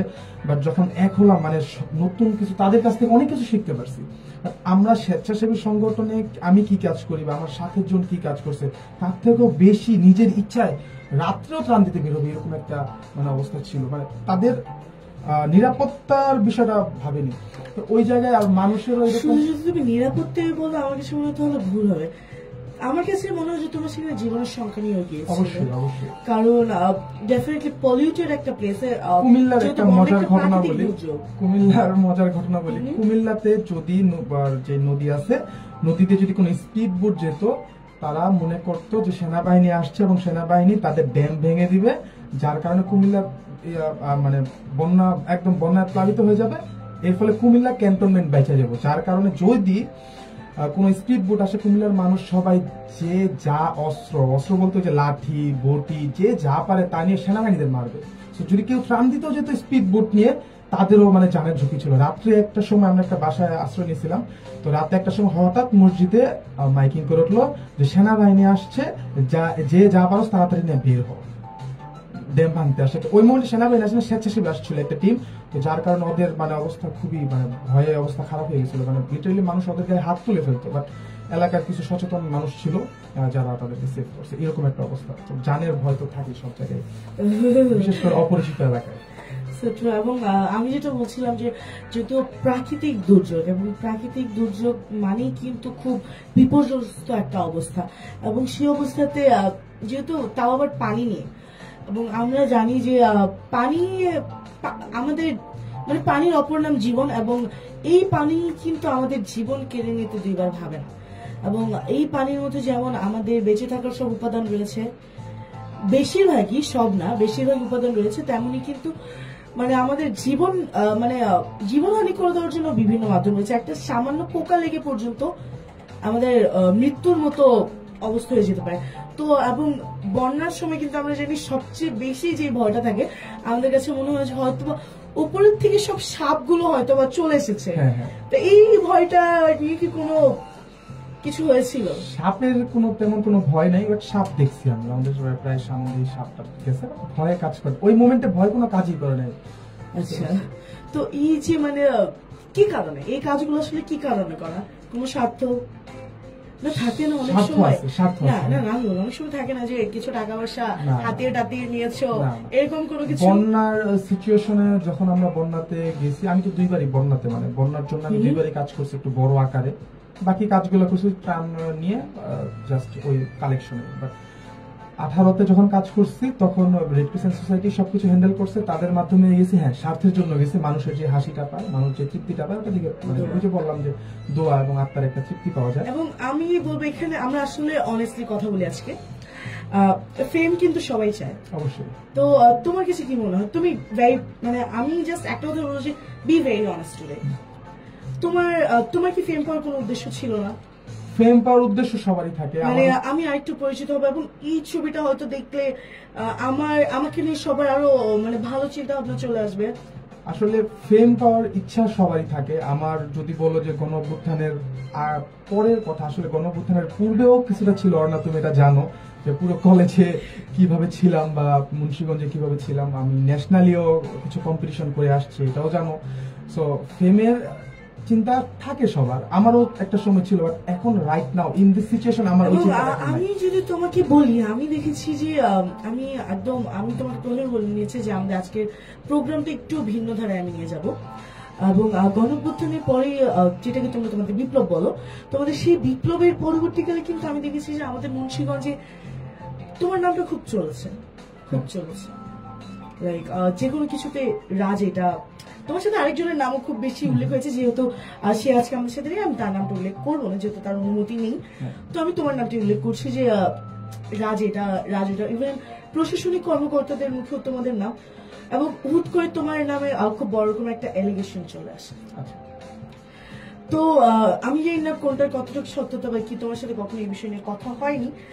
তো আজকে আসলে আমি আমার সকল শ্রোতা বন্ধু এবং দর্শক বন্ধুদের পক্ষ থেকে এবং আমার নিজের পক্ষ থেকে তোমার কাছ থেকে আমরা আসলে সত্যটা জানতে চাই, আচ্ছা। এটা সত্যটা কি? এদিকে যদি তোমার প্রশ্নটাকে আমি দুইটা ভাগ করে নেব, একটা হচ্ছে প্রশাসনিক কর্মকর্তা বা সব জায়গায় আমার নাম বলে বা আমার সাথে যে ছিল নাম বলে, সাথে যে ছিল তার নাম কেন বলে, মানে তোমার, আমি নামটা বলছি না কারণ স্কিপ করছি, কারণ যেহেতু সে আমি আমাদের তার নাম সাথে বলবো না, আমিও হ্যাঁ। তার নাম বলবো না।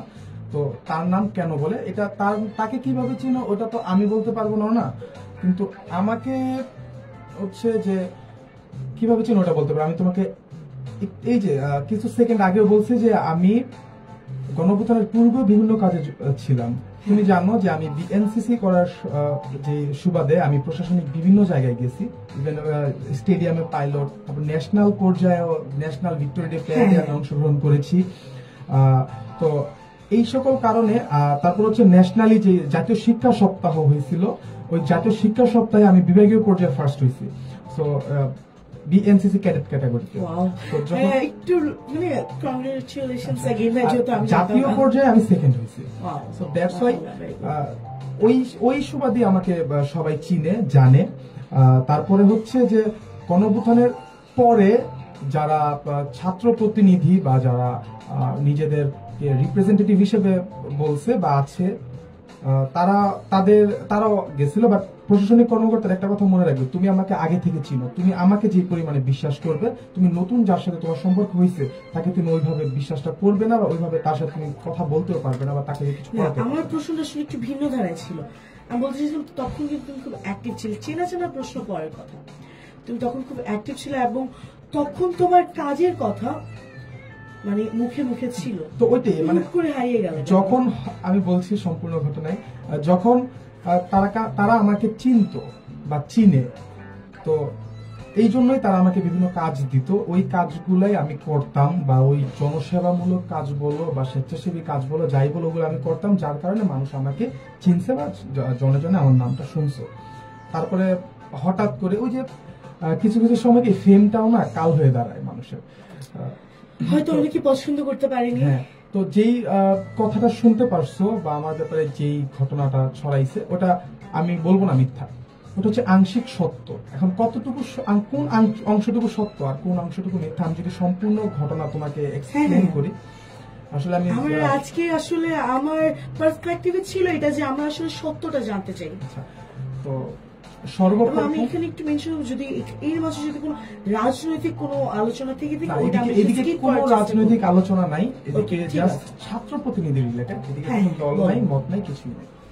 তো আমরা সবাই একটা গ্রুপ এক হয়ে কাজ করতাম, যারা ছাত্র প্রতিনিধি ছিল মুন্সিগঞ্জে খুব অ্যাক্টিভ ছিল। তো যেই মহিলা আছে, মহিলার নাম আমি দিব না, বা একজনকে জামিন দেওয়া হবে, তো এই ঘটনাটা সব জায়গায় রটানো হয়েছে যে জামিন দেওয়া হবে তাকে, এবং এটা সত্য, উনি হাইকোর্ট থেকে জামিন পাইছে, এটা সত্য। তো হাইকোর্ট থেকে জামিন আনার পরে আবার ম্যাজিস্ট্রেট কোর্টের একটা সিগনেচার লাগে, ম্যাজিস্ট্রেট কোর্ট ওই এখতিয়ার রাখে তাকে জামিন না দেওয়ার, হাইকোর্ট দিল, ম্যাজিস্ট্রেট কোর্ট যাতে না দেয়, অথবা সুন অ্যারেস্ট বলতে একটা কথা আছে, ওইটা যাতে না হয়। তো আমি যদি বলি, তো এই জিনিসটা আমাদের সবার মাঝে একটা তৈরি হয়েছে, ফ্যাসিস্টের দোসর যে কিনা আন্দোলনে আমাদের সরাসরি বিপক্ষে ছিল, ওই মানুষটা কিভাবে জামিন পায় বা, তো যার কারণে একটা মানববন্ধন কর্মসূচির আয়োজন করা হয় ছাত্র প্রতিনিধিদের নিয়ে, ছাত্র প্রতিনিধি ব্যানারেও ছাত্র প্রতিনিধি ছিল। সো সাপোজ আজকে ডিসিশন নেওয়া হয়েছে আজকে সন্ধ্যায় ডিসিশন নেওয়া হচ্ছে যে পরশুদিন মানববন্ধন করব, কালকে না, পরশুদিন আমরা মানববন্ধন করব। তো রাত্রের টাইমে, রাত্র প্রায় ওই টাইমে 3টা কি 3:30 বাজে, আমি তো ঘুমেছিলাম, হঠাৎ আমার ফোনে কল আসে, আমার একটা ফ্রেন্ডের, নাম বলবো না, নাম যেহেতু নেওয়া নিষেধ, একটা ফ্রেন্ড বা আমার সাথে যে লোক ছিল ও না, একটা ফ্রেন্ড, খুবই ক্লোজ ফ্রেন্ড, তখন ওই টাইমে ক্লোজ ছিল না, আমি পরে আসছি বিষয়টা নিয়ে, তো আমি জাস্ট ফ্রেন্ড। তো ও আমাকে ফোন দিয়ে বলতেছে, এমন না মনে মহিলা আমাকে ফোন দিয়েছে, আমাকে তো লোভ দেখাইতেছে।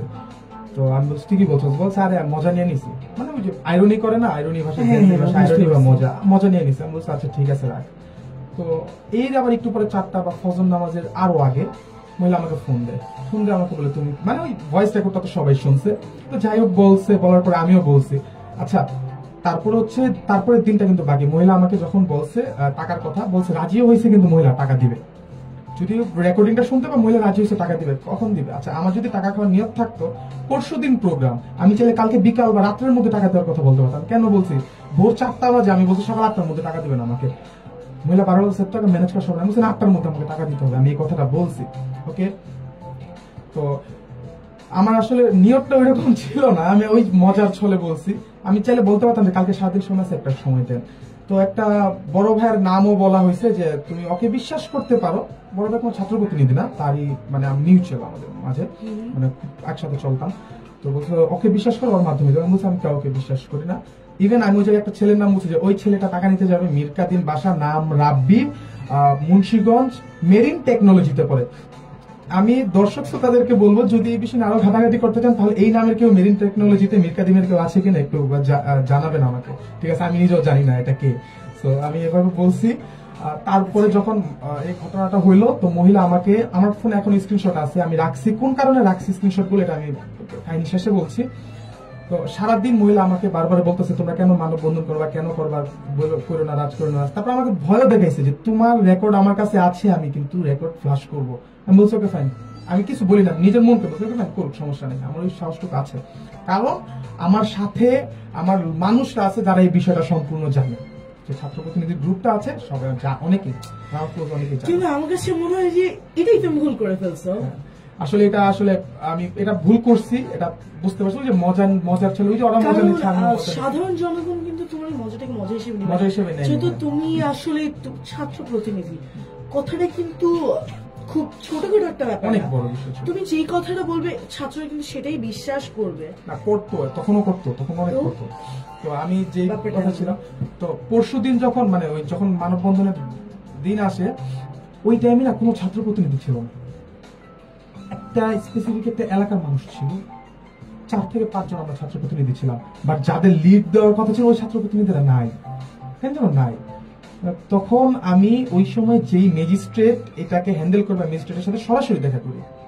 আর যখন ওই সময় উপস্থিত ছাত্র প্রতিনিধি যারা ছিল তারা সবাই জানে, ওই জায়গার যে এলাকাবাসী ছিল, যে এলাকাবাসীরা তারাও জানে আমি ম্যাজিস্ট্রেটের সাথে কথা বলতে গেছি যাতে জামিনটা না দেওয়া হয় বা আইন অনুযায়ী যেটা করা যায় ওইটাই যাতে করা হয়, ওই জন্য গেছি।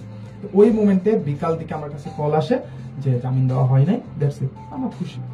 এখন আমার মনে প্রশ্ন এখনো জাগে যে ওই মোমেন্টে ছাত্র প্রতিনিধিরা কেন গেল না, এক। আর দ্বিতীয়ত হচ্ছে যে আমার এই বিষয়টা নিয়ে তদন্ত কমিটি গঠন করা হবে বলছিল, এই জন্য আমি অনেক প্রমাণ অনেক কিছু রাখছি তদন্ত কমিটির জন্য।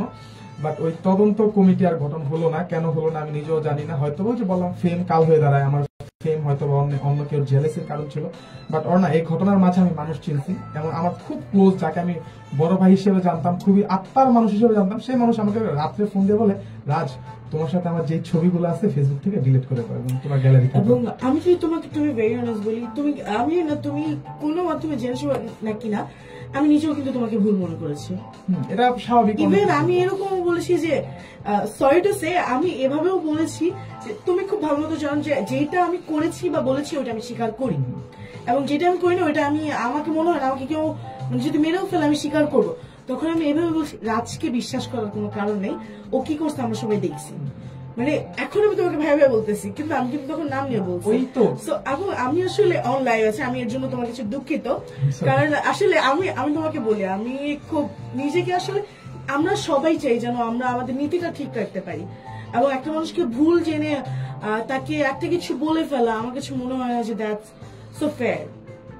এবং এরকম তো আমরা প্রায় সময় করে ফেলি যে আমাদের হয়তো কাছের মানুষজনই একটা কথা বলছে, তাকে আমরা বিশ্বাস করছি না, আমরা বাকিরা যা বলছে আমরা তা শুনছি, শুনে ওইটাই বিশ্বাস করে আমরা সম্পর্ক নষ্ট করে ফেলছি।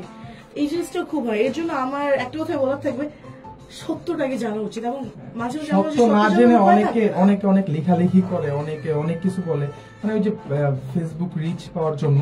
আর আরেকটা কথা হচ্ছে যে এই ঘটনার মাঝে আমি খুব কাছের মানুষদেরকে চিনছি, আর খুব যাদেরকে আমি দূরে সরে রাখতাম তারা আমার এখন বেস্ট ফ্রেন্ড, তাদেরকে আমি নিজের ভাই বলতেও মানে দ্বিধাবোধ করি না। তাদেরকে আমি আসলে তাদেরকে একটু অন্যভাবে দেখতাম, তাদের সাথে চলতাম বাট অন্যভাবে দেখতাম, কিন্তু তাদেরকে এখন আমি নিজের ভাইও পর্যন্ত বলি। কেউ যদি বলে তুমি কি ওর ভাই, আমি বলি হ্যাঁ।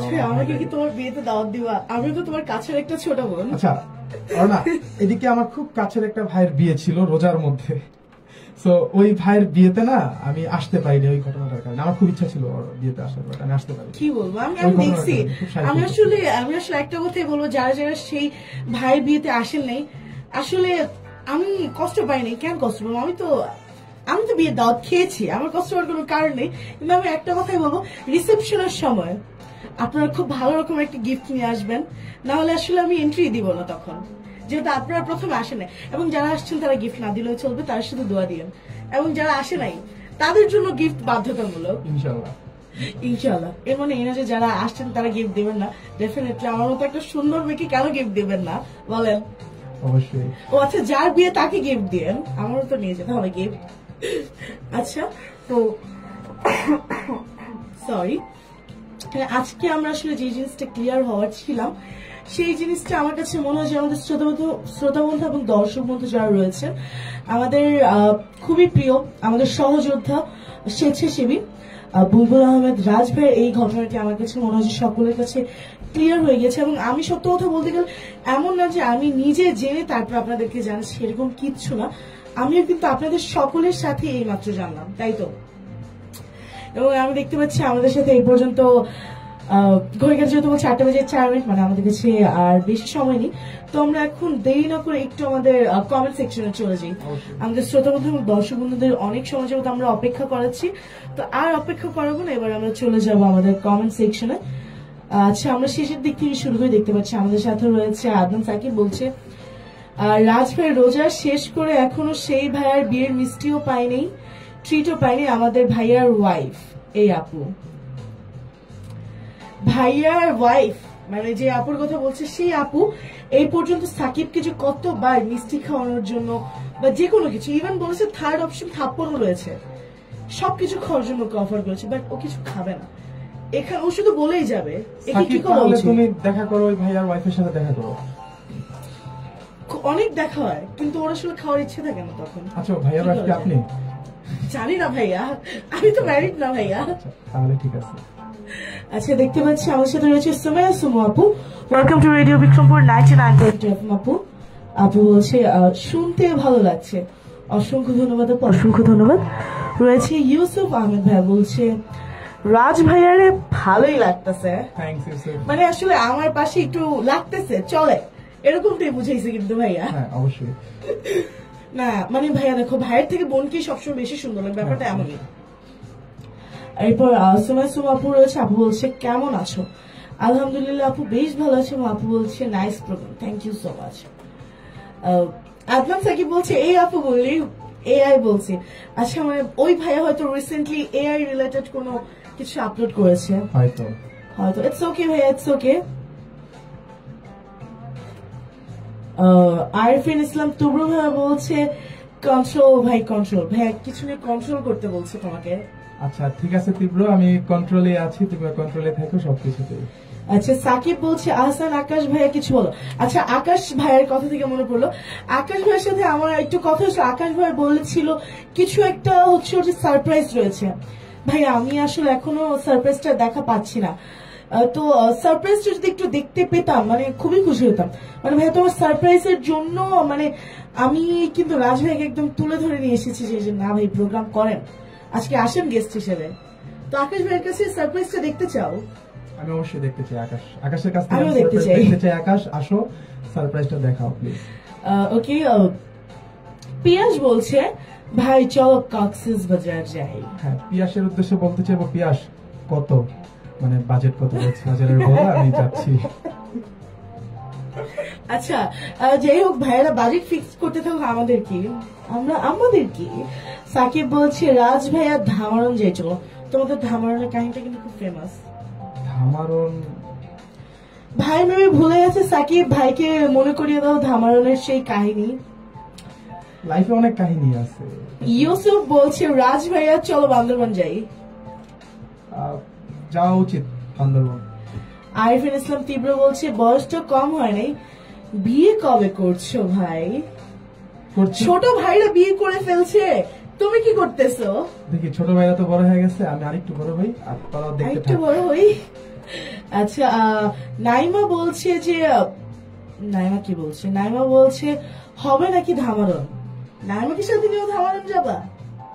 নাইমা আপু কি সাথে নিয়ে? আমি আসলে নাইমা আপু সিনিয়র বা জুনিয়র, সরি টু সে, মানে মিস্টেক হয়ে গেছে। তো আপুকে নিয়ে কি ধামারন যাবো নাকি? আপু কি বলছে, কি বলতে চাইছে?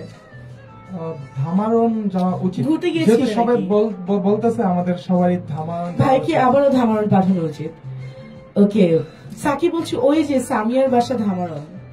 ও আচ্ছা, তাহলে ধামারান যাওয়া উচিত। সামিয়া, তোমার বাসায় আমাদের সবাইকে দাওয়াত করো, আমি, অর্ণা এবং সাকিব এবং যারা দর্শক শ্রোতা আছে তাদেরকে নিয়ে যাবো ইনশাআল্লাহ। ইনশাল্লাহ।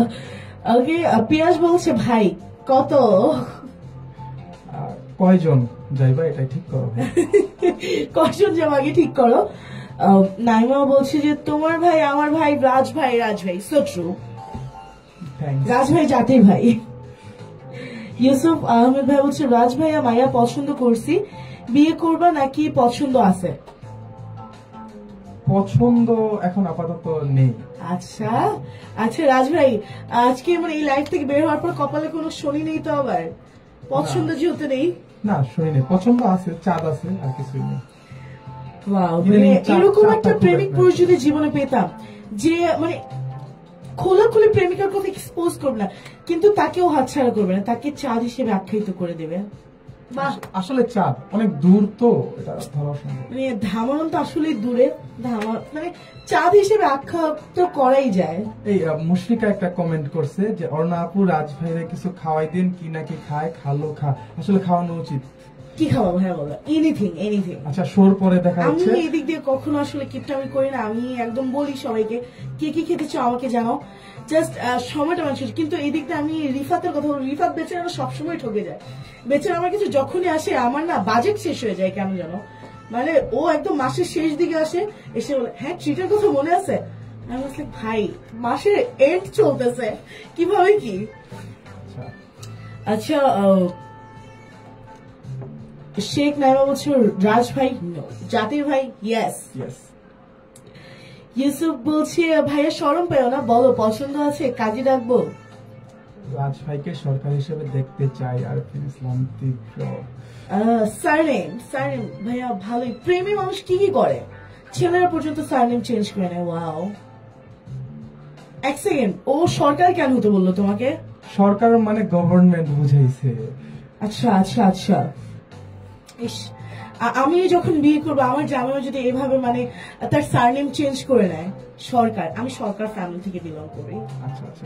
তো এইভাবে যদি তার নামের পাশে সরকার লাগিয়ে দেয়, উফ কি একটা ব্যাপার। আর সেখানে বলছে আসলেই কিছু খাওয়ায় দাও রাজ ভাইকে। আচ্ছা, কমেন্ট সেকশনে বা শো শেষে একটা ছবি দেবো ইনশাল্লাহ, খাওয়ানোর ছবি। ইনশাল্লাহ ইনশাল্লাহ। না রাজ ভাই এক সেকেন্ড, তোমার সাথে তো এই না যে এই মানে প্রথম দেখা, আমি কি জীবনেও তোমাকে মানে নিজে থেকে কিছু অ্যাপ্রোচ করে নাই? অর্ণা আমাকে অনেক অ্যাপ্রোচ করছে, অর্ণা আমাকে খাওয়াইছে, অর্ণার সাথে আমি ঘুরছি, অর্ণা খুব ভালো, আমার মন মানসিকতা এমন না, অনেক অনেক ভালো। মানে আমি যদি বলি আমার যদি তোমার সাথে শত্রুতাও হয়ে থাকে, যদি এটা সামহাও ঠিক হয়ে যায় না, তুমি দেখবো আমি তোমার জন্য আমার জান জীবন দিয়ে দিতেছি। আমার পার্সপেক্টিভ ইউসুফ বলছে আপু আপনার বিয়ে হবে না, বিয়ে হওয়ার লাগবে না ভাই, আর সমস্যা নেই। খুবই দুঃখে আছি ভাই, আমার জীবনে বিয়ে হবে না। One and only Himel Sarkar. One and only Himel Sarkar, no, it's one and only Arna Sarkar হবে ভাই। হিমেল দা মানে সবসময় আপনি সব ক্রেডিট নিজের উপর নিতে পারবেন না, ইটস রং, ইটস টোটালি রং। শেখ ভাই বলছে রাজ ভাইয়া বিয়ের দাওয়াত না দিলে ওই বিয়ে আমরা মানি না। সবাই পাবে বিয়ের দাওয়াত, বাট আসতে পারবে কিনা এটা দেখো। ভাই একটু ফ্লাইট বুক করে দিয়ে আমাদের জন্য ডেস্টিনেশন ওয়েডিং এর টাইমে একটু ইনভিটেশন পাঠাইয়েন। হ্যাঁ ইনশাল্লাহ, যদি হয়। ইনশাআল্লাহ হবে হবে ভাই। সাকিব বলছে আমার এই খাওয়ানোর জন্য ডাক দেন অর্ণা আপু। আমি আসলে নো কমেন্টস, এখানে আমি আর কোনো কমেন্টস করবোই না। ইউসুফ আহমেদ ভাই বলছে দিলাম দোয়া করে। আচ্ছা, একটা কি প্রবাদ বাক্য আছে না, দিলাম দোয়া কইরা খাবি ভিক্ষা করে। না আল্লাহ। নাইমা বলছে খাওয়াইছো, আমরা তো দেখি না, আমগোর সামনে দেখাও খাওয়াইছো কিনা। আমি না কেন জানি আজকে আমার ব্যাগটা চেঞ্জ করছে, না আমার ব্যাগে চকলেট চিপস কিছু একটা থাকতো, আমি আপনাদের সামনেই হয়তো বা দেখিয়ে দিতাম। বাট ইনশাল্লাহ খুব জলদি আবার আসবো আমরা খাবার নিয়ে। আচ্ছা, আমি ওনাকে খাওয়াই। শর্মাগি থ্যাংক ইউ। দেখেন অন লাইভ আসলে রাজ ভাই আমাকে একটা চকলেট দিয়েছে, অসংখ্য ধন্যবাদ রাজ ভাইকে, অসংখ্য ধন্যবাদ। এরপর আমরা দেখতে পাচ্ছি শেখ নাইমা বলছে হ্যাঁ আপনি দাওয়াত দিলে আমি শিওর যাবো, ইনশাল্লাহ আসবে। আর সাকিব আরো একটি দুর্দান্ত কমেন্ট করেছে, বলছে আচ্ছা রাজ ভাই আমি কোন পক্ষে থাকবো, মেয়ে পক্ষ নাকি ছেলে পক্ষ, সামিয়ার বাসায় যাবো নাকি তোমার বাসায় বলো। আচ্ছা, একটা কাজ করো, যদি সামিয়াকে মানে আমার জন্য পছন্দ হয়ে থাকে তাহলে আমার আম্মু বা আব্বুকে অ্যাপ্রোচ করো, যদি আম্মু আব্বু পছন্দ করে তাহলে ইনশাআল্লাহ দেখা যাক। ওকে, নেক্সট আমরা দেখতে পাচ্ছি আমাদের সাথে রয়েছে মোহাম্মদ হিমাচল বলছি মিষ্টি রাজ, কেমন আছেন বড় ভাই? থ্যাঙ্কস হিমেল, অনেকদিন পর। না, হিমেল ভাই কেন যেন ইদানিং আমার প্রত্যেকটা প্রোগ্রামে কমেন্ট করতে চলে আসে, হয়তো ভাইয়ার কাছের মানুষদেরকে নিয়েই প্রোগ্রাম হয় এই জন্য আর কি। আসলে হিমেল দাও যদি দেশে থাকে হয়তো চলে আসতো। আচ্ছা, এরপর আমি দেখতে পাচ্ছি আমাদের সাথে রয়েছে একটু উপরে যাওয়া উচিত। সাকি বলছে আপু 24 গণঅভ্যুত্থানে যদি রাজ ভাইয়ের কথা বলা শেষ হবে না। সে 4 আগস্ট রাজ ভাই অনেক ফাইট করছে, আমার নিজের চোখে দেখা, মানে মানুষের থেকে শুনে বলতেছি না, নিজের চোখে দেখছি, আমরা আসলে জানি। থ্যাংক গড কেউ তো দেখছে।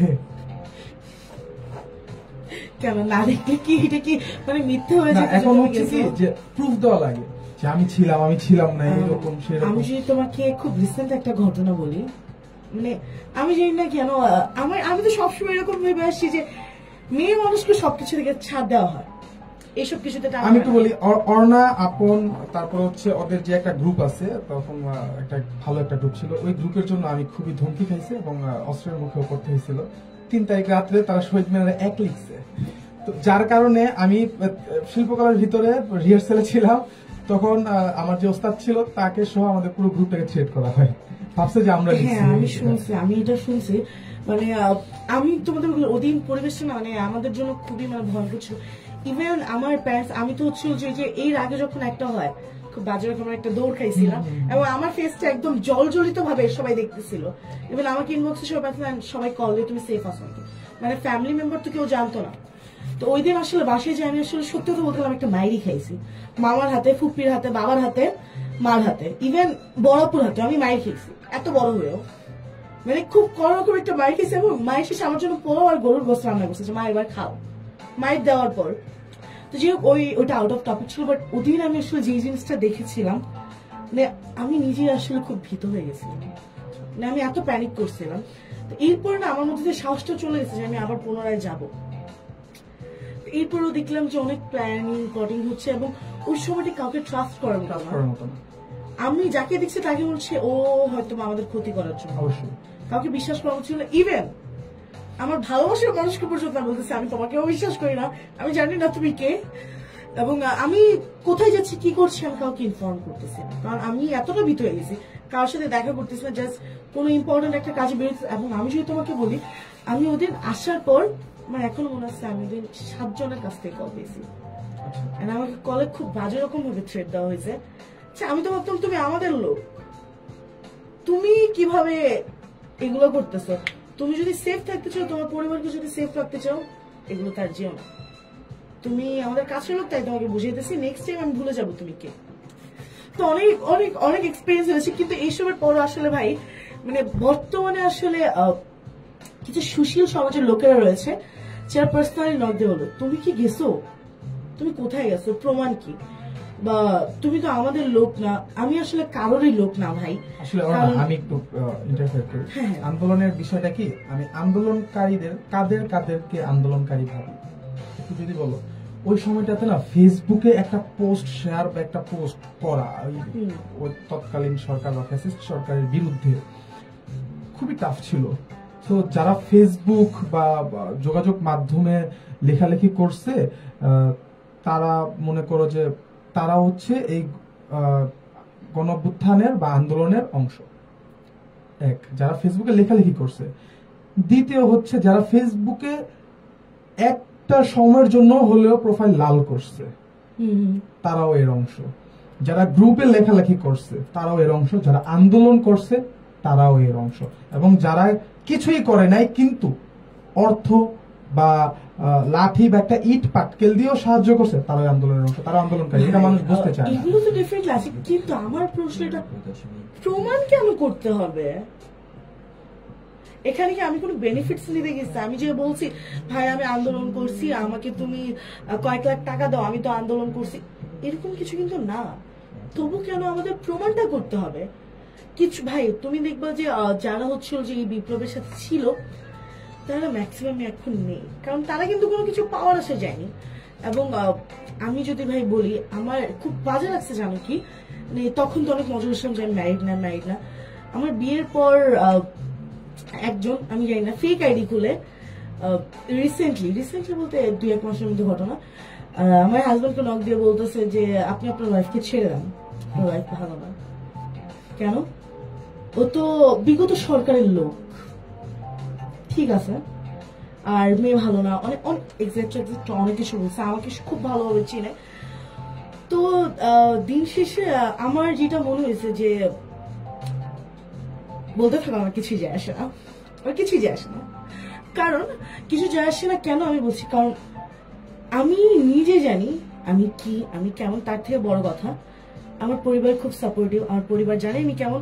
এবং আমাকে যখন রাজভাই তুমি দেখে আসছো আমাকে, আমি কেমন, আমার ফ্যামিলি আমাকে খুব ফ্রিডম দেয়, মানে আমাকে খুব ট্রাস্ট করে। এবং আমিও এতটুকু জানি যে আমি আমার ফ্যামিলির কখনো ট্রাস্টের বাইরে যাইনি। যখন মনে হচ্ছে যে আমি ট্রাস্ট হয়তো ব্রেক করে ফেলবো, আমি আমার ফ্যামিলিকে ডিরেক্ট জানাইছি, যে আমি অ্যাপ্রোচ করছি যে আমার পছন্দের মানুষ আছে, আমার ফ্যামিলি রাজি হয়ে গেছে। তো আমাকে যদি কেউ কোনো এই এলিগেশন দেয় যে আমি খারাপ কিছু করছি, আমি খারাপ মানুষ, এইটা হাস্যকর একটা ব্যাপার ছিল। কিন্তু আমি জাস্ট বলবো, প্রমাণ থাকলে ডিরেক্ট আমার হাজবেন্ডকে পাঠিয়ে দাও, আমার কোনো কিছু নাই, আমার কোনো সমস্যা নেই। মানুষ অনেকে অনেক কথা বলবে, এটা আমার কিছু আসে যায় না রাজশাহী, এইটাই উচিত।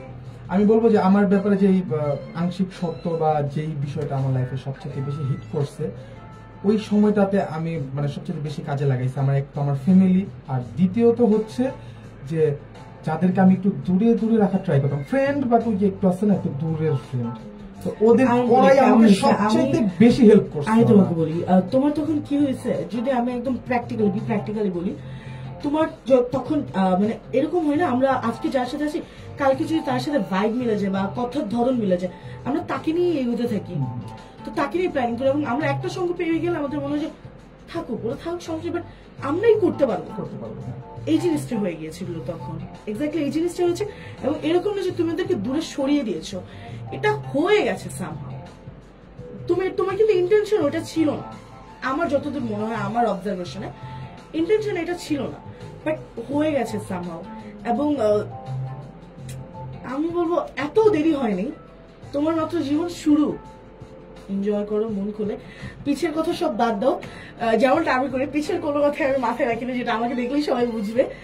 কিছু জিনিস মাথায় রাখতে হয়, তবে যেগুলো আমার কাছে মনে হয় যেগুলো আমাদের জীবনে শুধু দুঃখ দেবে, দুঃখ ছাড়া কিছুই না, এই জিনিসগুলো জীবন রাখার কোনো মানেই নেই। খুব অল্প সময়ের জন্য খুব সুন্দর একটা জীবন আল্লাহ দিচ্ছে আমাদেরকে, আল্লাহ বা তোমাদের সৃষ্টিকর্তা আমাদেরকে দিয়েছে। তো এই জিনিসটাকে খুব সুন্দরভাবে, মানে আমাদের সৃষ্টিকর্তাকে স্মরণে রেখে খুব ভালোভাবে এটা এনজয় করা উচিত অবশ্যই। এবং আমি বলি, শুধু যে ধর্ম পালন করলে জীবনে শান্তি আসে ব্যাপারটা এমন না, মানুষের পাশে দাঁড়াও, দেখবো ধর্মের প্রতি তুমি এমনিতে আকৃষ্ট হচ্ছ। এটা আমি খুব বেশি মানি, খুব বেশি। এবং আমি আসলে পার্সোনাল কোনো কিছু শেয়ার করবো না, কারণ নজর জিনিসটা আমি খুব বেশি মানি, যেটা লেগে যায়। যেমন আমি জীবনে একদিন খুশি থাকলে আমার হাজবেন্ডকে আমি 3 দিনই হচ্ছিল যে, তো আসলে এই টপিকের কথা না, আমি আরেকটা কমেন্ট নিল সাকিবের, যেখানে সাকিব বলছে যে রাজ ভাইয়ের উপর যখনই অপবাদটি ওঠে তখন অনেকে অনেক কথা বলতো, এমনও বলতো তাদের সমন্বয়ক রাজ ভাই এমনকি ভাইয়ের ভিডিওটা আমার ট্যাগ মেরে পোস্টও করছে যে তোদের মতো ছেলেদের ওরা ইউজ করতেছে। সব শুনে আমার বিশ্বাস ছিল রাজ ভাই সঠিক, ইভেন ওনাদের পুরো ব্যাচটা সঠিক ছিল, আর রাজ ভাইকে একা ওনাদের পুরো পেজটাকে ফাঁসানোর চেষ্টা করছে। আলহামদুলিল্লাহ পারে নাই, ফেক চ্যাট বানাইছিল কিন্তু পারে নাই, এক কথায় পুরোটাই ষড়যন্ত্র ছিল সত্যি। এবং আমি গুগল থেকে ডাউনলোড করা কিছু ছবি আমি দেখছিলাম। এবং আমি আসলে একটা কথা বলবো, সবার দেশে স্পেশালি রাজ ভাই, সবার সাথে সুসম্পর্ক থাকাটা একান্ত জরুরি কিন্তু না আমাদের জীবনে। সম্পর্ক থাকুক, কিন্তু সুসম্পর্ক যে রাখতেই হবে ভাই সবার সাথে, ব্যাপারটা কিন্তু কখনোই এমন না। একটা জিনিস আমি বিশ্বাস করি যে নেটওয়ার্কিং জিনিসটাও ইম্পর্টেন্ট, সম্পর্ক রাখা উচিত, বাট সুসম্পর্ক রাখাটা, হ্যাঁ এটা যেমন আমি কিন্তু তোমাকে সুসম্পর্ক না সুসম্পর্ক রাখা উচিত, কিন্তু হচ্ছে যে সুসম্পর্কের উপরে গিয়ে যে সম্পর্কটা, যেমন আমি আমার বাবা মার সাথে বা ইন ফিউচার আমার ওয়াইফের সাথে একদম সব শেয়ার করব, বা আমার একদম বেস্ট ফ্রেন্ড এদের সাথে ওই রকম সম্পর্কটা না সবার সাথে রাখা উচিত না। মানুষদের লিমিটেড রাখা উচিত। আমি তোমাকে বলি, আমরা মানুষ না এমন, ধরো কেউ যদি আজকে আমার বিনা কারণে, আমরা যদি কেউ আমাদের বিনা কারণে একটা হেল্প করছে, আমরা তাদেরকে খুব নিজের আপন মনে করি। হ্যাঁ, অবশ্যই মনে করি যে ও হয়তো কোনো কারণ ছাড়া আমাদের ভালো চায়, কিন্তু এর পিছিয়ে যে তার কোনো উদ্দেশ্য থাকতে পারে, স্বাভাবিক উদ্দেশ্য আছে সবাই, কিন্তু এই যে কাছের মনে করে আমরা ধোকাটা খেয়ে যাই এবং আমরা তাকে বিশ্বাস করে ফেলি, সুসম্পর্ক তৈরি করি। আমি এই সুসম্পর্কের কথা বলছি। এবং আমি তোমাকে আবার মনে করে দিই, তুমি আসার পরে আমি কিছু মানুষের নাম বলে আমি তোমাকে বলছি তুমি এদের বিশ্বাস করো। হ্যাঁ, অবশ্যই। এবং এরপরে আমি বলছি করো, সমস্যা নেই, তবে ভেবে বুঝে, সবাইকে বিশ্বাস করার দরকার নেই। তো ব্যাপারটা আসলে এরকমই। অনেকে হয়তো বা চিন্তা আল্লাহ অর্ণাপু কি প্ল্যানিং প্লটিং করতেছে, এমন কিছুই না। আমরা যা বলতেছি সব অন লাইভের, আমরা মনে হয় যে লাইভের বাইরে ওরকম আমাদের কোনো কথোপকথন হয়েছে, একদমই না। তো এরকম কোনো প্ল্যানিং প্লটিং হচ্ছে না। এবং আমরা শেষ দিকের কমেন্ট গুলো একটু আরেকবার নিব। দেখতে পাচ্ছি আমাদের সাথে রয়েছে অনেক কমেন্ট বাবা। হ্যাঁ, আমি তো তোমাকে আজকে বলছি সাসপেন্সফুল আমাদের প্রোগ্রাম হবে এবং আজকে খুব কমেন্ট হবে। আমি আর আজকে অবস্থা মিষ্টির আছে অনেকদিন পর। হিমেলদা গেইন। ওকে, আচ্ছা আমরা এগুলো একটু স্কিপ করি। এখানে বলছি ইয়াসিন আবির, ওয়েলকাম টু রেডিও বিক্রমপুর 99.2 খুবই অ্যাক্টিভ একটা স্বেচ্ছাসেবী আমার দেখা, মানে তরুণদের মধ্যে মানে একদম নতুন কিছু মুখ উঠে আসে না, ওইখান থেকে ইয়াসিন আসলে খুবই অ্যাক্টিভ একটা মেম্বার, অ্যাক্টিভ একটা স্বেচ্ছাসেবী। ও বলছে আসসালামু আলাইকুম সবাইকে। ওয়ালাইকুম আসসালাম ইয়াসিন, কেমন আছো এবং কোথা থেকে শুনছো একটু আমাদেরকে জানিয়ে দাও। কিন্তু খুব দুষ্ট একটা ছেলে ও। আমার যে নাটকের টিম ছিল লাস্ট, যেটা প্রোডাকশন করলাম 36শে জুলাই, আমার লাইফের সর্বপ্রথম এবং সবচেয়ে স্মরণীয় একটা প্রোডাকশন। ওটাতে মানে ও পুরো টিমটাকে একদম উজ্জীবিত করে রাখতো। মানে ছেলেটাই এমন মাঝে মাঝে কিন্তু খুব হাইপার হয়ে যায়, ভাই এটা কেমনে কি, ওইটা কেমনে কি। আমার ওটা খুব আমি এনজয় করি।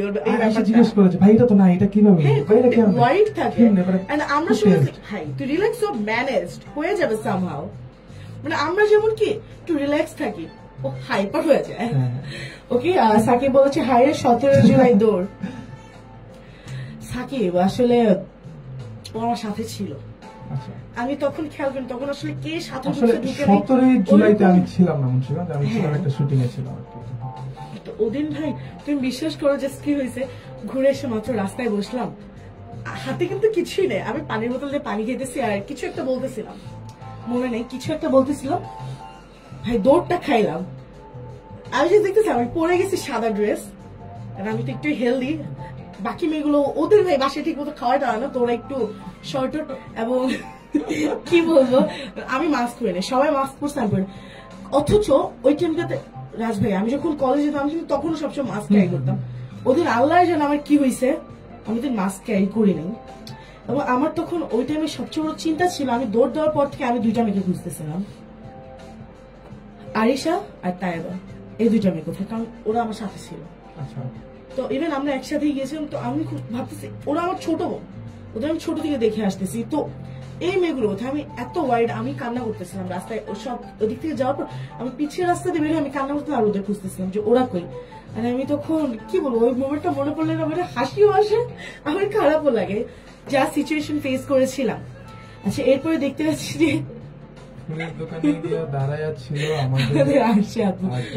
মানে যে সাঁতারটা নামিয়ে ফেলতে ওইটা ধরে বলছে আরে আমাদের মানুষ ঢুকবে, তখন সাকিবও ছিল, আমি তোমাকে বললাম না কি ছিল না ছিল খেয়ালই করিনি। এবং আমরা আসলে ফুলের দোকানের ভিতরে যে সাকিব কিন্তু এখন খুবই বিপ্লবী একটা ছেলে, খুবই বিপ্লবী, প্রতিবাদ। হ্যাঁ আসলে সবকিছুতে প্রতিবাদ। আসলে কোনদিন যেন সাকিব বলে ফেলে যে আরজে আপুর বিরুদ্ধে চলে গেছি, আরজে আপুকে মানি না, এখন আমার সময়। বা কলেজে গেলে বলতে পারে ভাই এটা এখন আমাদের কলেজ, আপু বের হও, তুমি আমাকে এখনো কিছু খাওয়া নেই মিষ্টি টিষ্টি, তোমাকে কলেজে জায়গা দিব না। আচ্ছা এরপর দেখতে পাচ্ছি হিমাল সরকার বলছে যে তোমার প্রোগ্রাম শুরু হওয়ার পরপরই আমার ডিউটি শেষ হয়, খাওয়ার সময় হয়, খাইতে খাইতে প্রোগ্রাম দেখে, আর যতদিন ধরে দেখতেছে সব কাছের মানুষজন নিয়ে প্রোগ্রাম হইতেছে, অনেক কাছে। হ্যাঁ আমিও জানি, না হলে তুমি কেন আমার প্রোগ্রাম দেখতে যাবে? দেখতেছি আমিও তোর কাছে হইতে পারি কিনা। এই জন্যই তো চলে আসছে। না আরো ভাই পয়েন্ট আছে, খাওয়া শেষ মানে খাওয়া শেষ না, ডিউটি শেষ, খাওয়ার টাইম, তো এন্টারটেইনমেন্টের জন্য দেখছো ভাই। বাট আমি হিমেলকে কি বলছি এটা হিমেল হয়তো বুঝতে পারছে। আচ্ছা আচ্ছা, সামু কি ভাই সামিয়া কানেক্টেড? না না, আমার ব্রেন কেন জানি একটু বেশি ফার্স্ট ওয়ার্ক করা শুরু করে। আচ্ছা ওকে, এরপর দেখতে পাচ্ছি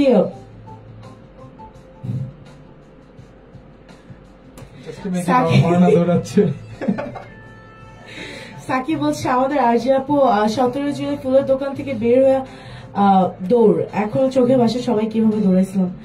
ভাই আমরা এখন যদিও হাসতেছি, বাট খুবই ভয়ানক একটা মোমেন্ট ছিল রাজ ভাই, বিশ্বাস করো ভাই। জীবনে কি কল্পনা করছি কেউ লাঠি নিয়ে দৌড়াইবো পিছিয়ে? না কখনোই না, কখনোই। তাও আবার চেনা পরিচিত মুখগুলা। এক্স্যাক্টলি। আকাশ আসছে, জাস্ট চিন্তা করো যে আমি এখানে যেতে রাজ ভাই মানে একদম কোনো একটা লাঠি উঠায় বলবো না তোমাকে এখন মেরে ফেলবো, এগুলো তো জীবনে কল্পনা করার মতো না। এবং আমি যদি তোমাকে বল ওইখান থেকেই খুবই পরিচিত, আমরা সবাই জানি ওই পরিচিত মুখটাই আমাকে কল দিয়ে থ্রেটটা দিচ্ছে, এই জন্য আমি আরো বেশি ভীত হয়েছিলাম। তো আকাশ, আহসান আকাশ ভাই আমার খুবই ভালো লাগার পছন্দের একজন ভাই ভাই। এবং আমি যদি সত্যি কথা বলি, আমাদের আকাশ ভাই খুবই প্রতিবাদী একজন মানুষ, এবং আমি ওকে যতদূর অবজার্ভ করেছি খুবই সৎ এবং ন্যায়নিষ্ঠ একটা ছেলে। বাকি ভিতরের খবর ভাই আমি বলতে পারি, হয়তো কোনো একদিন যদি কিছু জেনে যাই, হয়তো রহস্য উন্মোচনের জন্য আবারও চলে আসবো। তবে আমি যতদূর জানি, যতদূর জেনেছি, বুঝেছি, আকাশ ভাই খুবই ভালো একজন ছেলে। এবং আকাশ ভাই বলছে আমি চলে আসছি finally, Tanzima are you ready আপু? অর্ণাপু অলওয়েজ রেডি থাকে। এবং আমি এবং এবার আমাকে শোনা যে রাজ ভাইও এক্সাইটেড। কি বল রাজ ভাইয়া? অনেক অনেক এক্সাইটেড যে আকাশ আসছে। দেখি আকাশ কি বলে।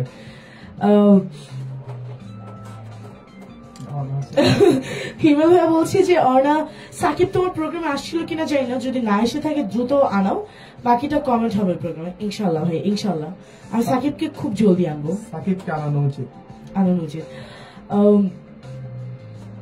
রাইমা আপু বলছে হ্যাঁ অর্ণাপু সাকিবকে তোমার প্রোগ্রামে আনাও, বাকিটা আমরা দেখে নেব ইনশাল্লাহ খুব দ্রুত।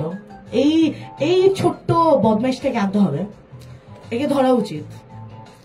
এরপর দেখতে পাচ্ছি আমাদের সাথে রয়েছে সাব্বির হোসেন জাকির ভাইয়া। অসংখ্য ধন্যবাদ ভাই আমাদের সাথে যুক্ত হওয়ার জন্য। ভাইয়া বলছে রাজ এবং Arna it's okay never mind, তোমাদের আলোচনা খুবই উপভোগ করছি। অসংখ্য ধন্যবাদ ভাইয়া।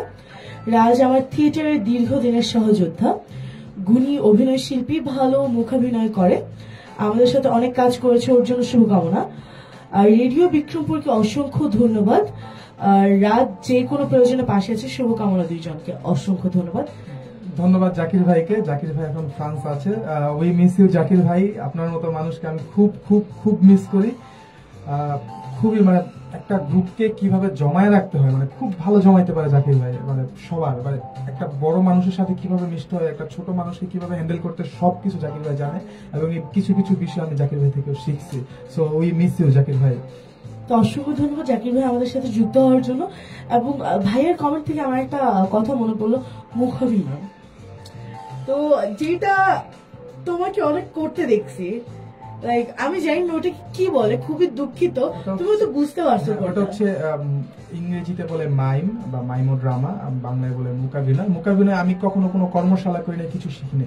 মুকাভিনয়ের আমার ফার্স্ট শো হচ্ছে, মানে জাস্ট একটু থেমে থেমে অ্যাক্ট করতে হবে, ওটার কথা বলতেছো? না না, মুকাভিনয় হচ্ছে যে পুরো মুখে সাদা মেকআপ থাকবে, হ্যাঁ হ্যাঁ ওটার কথাই বলছি আমি, মানে থেমে থেমে বলতে ওইটা না, মানে স্লো, উইদাউট এনি ডায়লগ, তোমার এক্সপ্রেশন মাধ্যমে মানুষকে বোঝাতে হবে।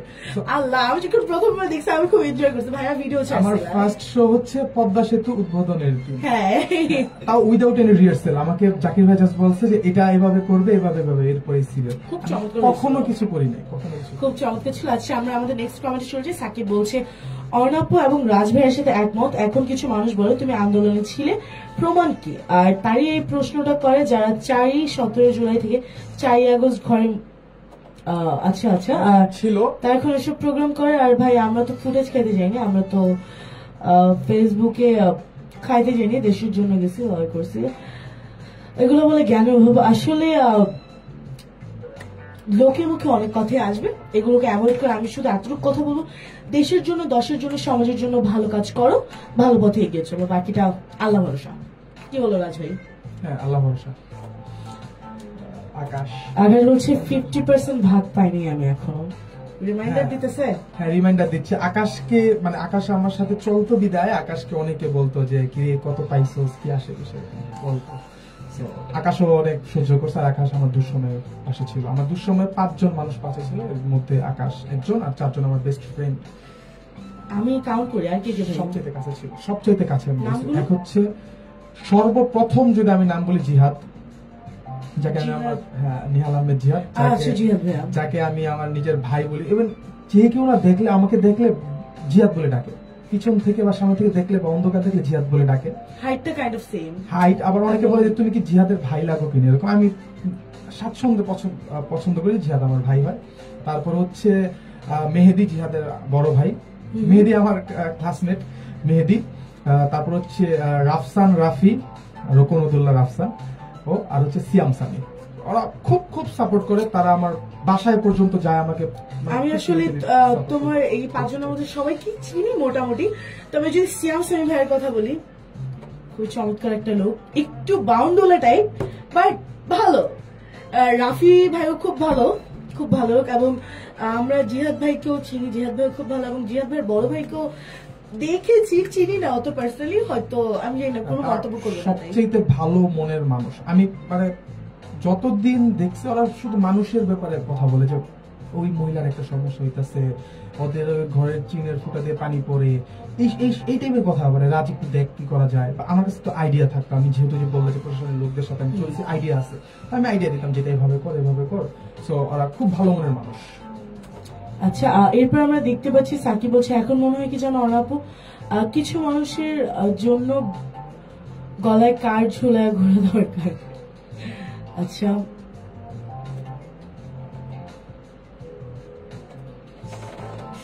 সাকিব কি বলছে? সবচেয়ে চুলের কথা শুনলে হাসিও আসে, দুঃখও আসে। So true. ওকে, সাকিব বলছে না না অনাপু তোমাকে কলেজে ঢুকতে দেবো, কিন্তু আপন দাকে ঢুকতে দেবো না, ওনারে খালি তোমার পরিচয়ে ঢুকতে দিতাম, আর দেবো না। আচ্ছা আচ্ছা, কে ভাই, আপন ভাই কে? আমি চিনতে পারলাম না, একটু যদি রিমাইন্ডার দিতা। ওকে, এরপর দেখতে পাচ্ছি আমাদের সাথে রয়েছে Korean cosmetics gallery. Thank you so much আমাদের সাথে যুক্ত হওয়ার জন্য, কোরিয়ান কসমেটিক্স গ্যালারি। মাঝে মাঝে আমাদেরকে একটু কসমেটিক্স উপহার করতে পারেন, একটু দেখেন। ফেস হাইড হয়ে যাচ্ছে আপনার।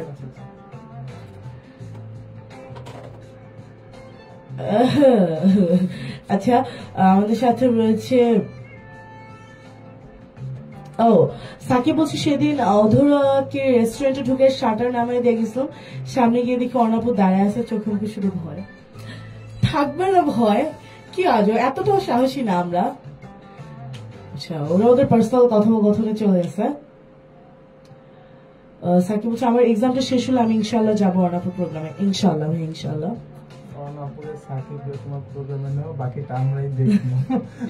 ইনশাল্লাহ। সাকিব বলছে রাজ ভাই, জিয়াদ ভাই, মেহেদি ভাইয়াকে সেম দেখা যায়, হাইটও সেম, চেহারাটাও সেম। ট্রু, অনেকেই বলে। হ্যাঁ। এবং সাকিব বলছে আপন ভাই হইল ওই যে কালকে গেটের সামনে কাদের জানি ফুল দিয়েছিল, চিনি না।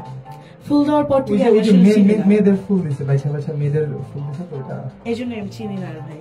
আচ্ছা আচ্ছা, চেনা উচিত না আসলে। হ্যাঁ। এরকম ছেলেদেরকে আমরা কেন চিনবো? আমাদেরকে জীবনও দেখছেন কোন ছেলেকে ফুল দিতে বিনা কারণে? দেখছেন? দেখছেন ভাই? না, আমি দেখি নাই। তো দিছি এমন যেদিন আমি মেয়েদেরকে অনেক ফুল দিছি জীবনে, আমিও দিছি। কারণ মেয়েরা তো মেয়ে ভাই, বুঝতে হবে, প্রিন্সেস ট্রিটমেন্ট দিতে হবে। কিন্তু দেখেন এই যে রোজার পর থেকে কাকে ফুল দিচ্ছে একটা ভাই? একটা মেয়েকেও তো ফুল দেয়নি। আর মানুষ বাদ দিন।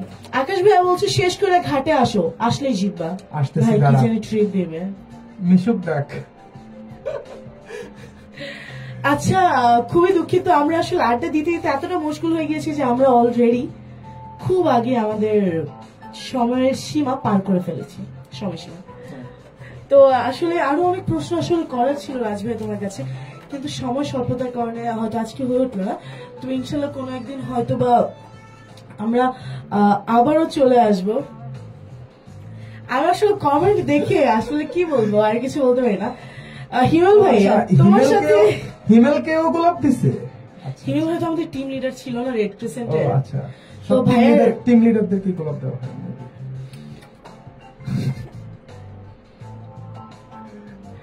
ভাই আসলে তোমার এই জিনিসটা না আমি মাত্র নোটিস করলাম, সামহাউ কেন যেন টিম লিডার মানে বেছে বেছে টিম লিডারদের সাথে কানেক্টিভিটি বাড়ে।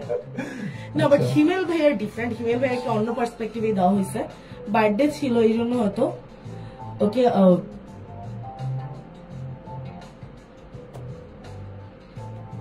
আপন ভাই খুবই ভালো মনের একজন মানুষ, আপন ভাইকে নিয়ে আমরা সবাই গর্বিত। প্লাস আপন ভাই ভালো মনের মানুষ, আপন ভাই ভালো ছেলে। না ভাই আমি আমি আসলে কাউকে কোনদিন অপমান করি না, এবং আপনাদের প্রিয় আপন ভাই, আপনাদের মেয়েদের প্রিয় আপন ভাইকে আমি কিভাবে অপমান করতে পারি রাজ ভাই বলেন? না, অপমান করা ঠিক না। আমি তো করি নাই, আমি কখনোই না। কত ভালো কথা বললাম। ছেলে ভালো, আপন ভাই কিন্তু ছেলে ভালো। সাকিব, আচ্ছা আমরা আর কথা না বই করা আজকে, তাহলে আমাদের কথা শেষ হবে না। রাজ ভাইয়ের পক্ষ থেকে সবাইকে অনেকগুলো গোলাপ ফুলের শুভেচ্ছা আবারও। এবং ঘড়ি কাটা বলছে 8:40, যেখানে আমাদের সময়সীমা 8:30 পর্যন্ত ছিল, যদিও আমি কখনো 30 পর্যন্ত থাকি না, তবে আজকে 40 পর্যন্ত হয়ে গেছে, মানে অলমোস্ট 2 ঘন্টার কাছাকাছি হয়ে যাবে আজকে আমরা আড্ডা দিচ্ছি। আচ্ছা, হ্যাঁ, অলমোস্ট এক্স্যাক্টলি। এবং আমি যে কথাটা আসলে বলছিলাম যে একদম যেহেতু শেষ সময় ভাই আমরা চলে এসেছি, তো আমার তোমার শেষ সময়ের জন্য আমার কাছে আমার তোমার জন্য যে প্রশ্নটি থাকবে যে আসলে এই যে আত্মতৃপ্তি পেলে এত স্বেচ্ছাসেবী কার্যক্রম করে প্রতিদানে কি পেলে? প্রতিদানে যদি মানে কি বলো জাগতিক কিছু চিন্তা ভাবনা বলো, সার্টিফিকেট পাইছি। আর যদি নিজের আত্মিক চিন্তা ভাবনা বলো যে আমি অনেক ফ্রেন্ড মেক করছি, আমি অনেক মানুষদেরকে শিখছি মানুষদের থেকে। এন্ড আরেকটি হচ্ছে যে সার্টিফিকেট তো মেন না, স্কিলের দিক দিয়ে খুবই ডেভেলপমেন্ট হয়েছে, ইভেন সিচুয়েশন হ্যান্ডেলের বিষয়টাও শিখছি আরো, এই তো। আচ্ছা, তো আমি আসলে ভাইয়া মানে সত্যি কথা বলতে গেলে আমি টু বি ভেরি অনেস্ট বলি, আমাদের যেসব স্বেচ্ছাসেবীরা রয়েছে আমার কাছে মনে হয় যে এরা প্রত্যেকটাই মানে খুবই অনারেবল পারসন।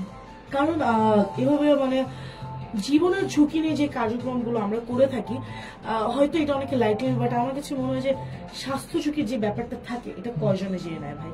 তবু আশেপাশে অনেকে সমালোচনা করবে, কিন্তু এই সমালোচনায় কান দেওয়া যাবে না।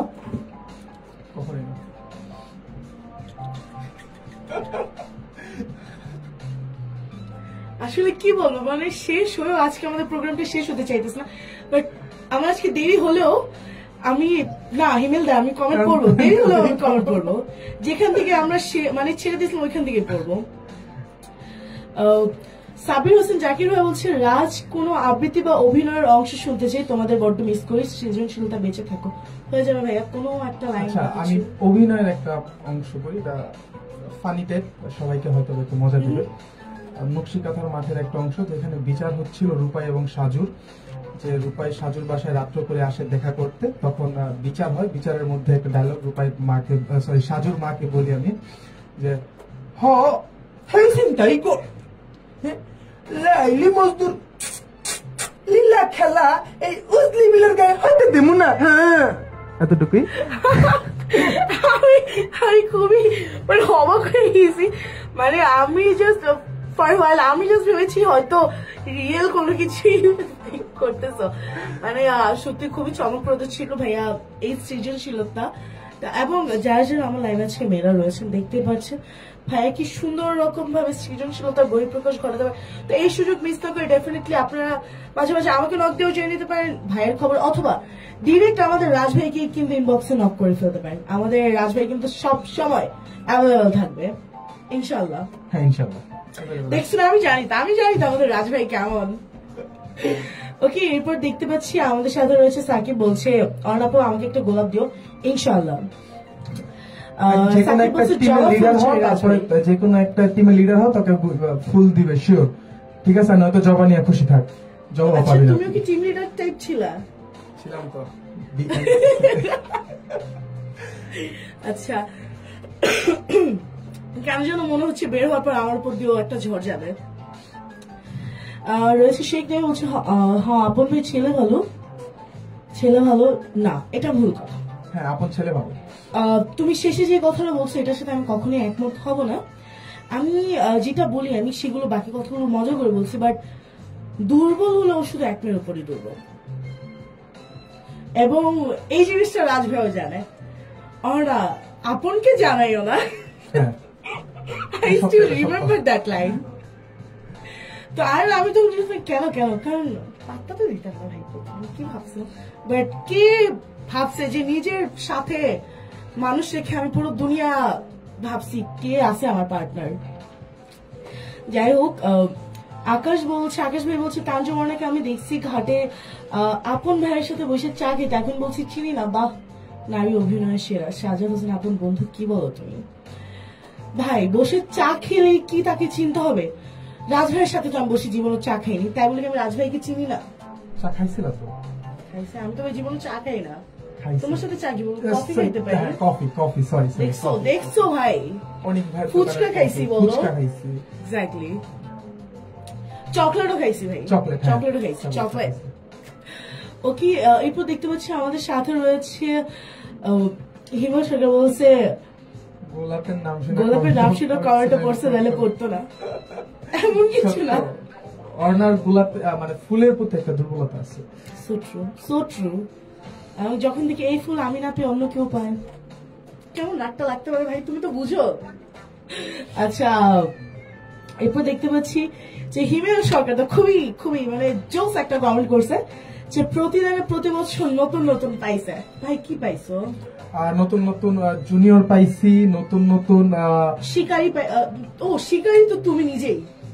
শিকারি তো তুমি নিজেই। হ্যাঁ অবশ্যই আমি শিকারি। আমি ওই জায়গায় বিএনসিসি তে যখন থাকতাম শিকার করছে, ভাবতাম যে নতুন ক্যারেক্টার আসবে, তাদেরকে একটু পাঙ্গা দেবো, একটু শেখাবো।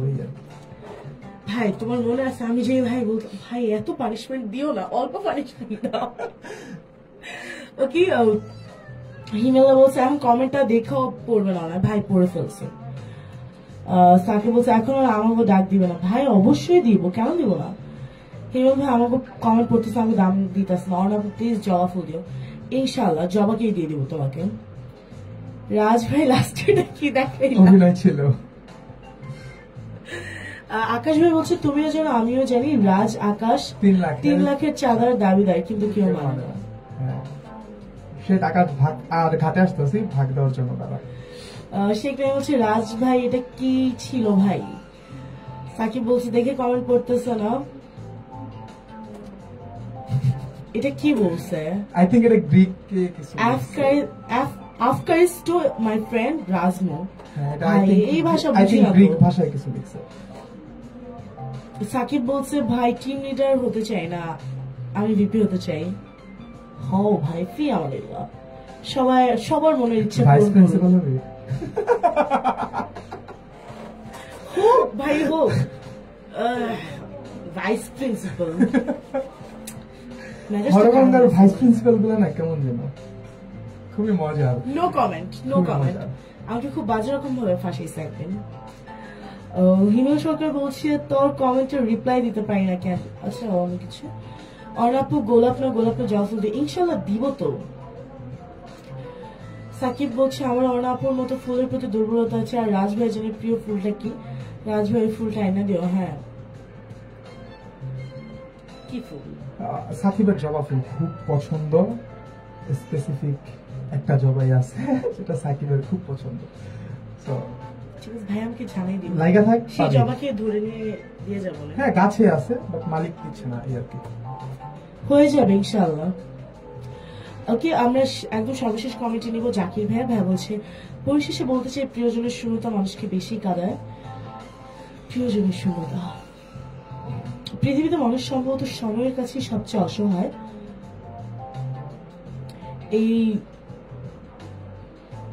এই সময়ের কাছেই থেমেছেন, হার মেনেছেন, মেনে নিয়েছেন। ভালো থাকুন, দোয়া চাই। ফিয়ামুল্লাহ ভাইয়া আপনার জন্য অনেক অনেক ভালোবাসা এবং দোয়া রইল।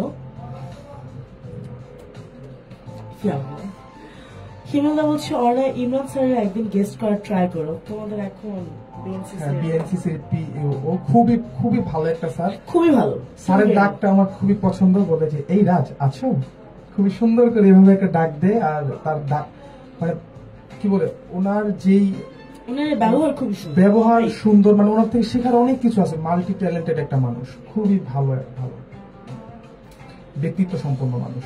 আচ্ছা, আকাশের সময় কমেন্ট করেছে যে অনেক কিছু বলতে চেয়েছি কিন্তু ভবিষ্যতে আমরাও পাইবো, তার জন্য আমি আজকে নীরব।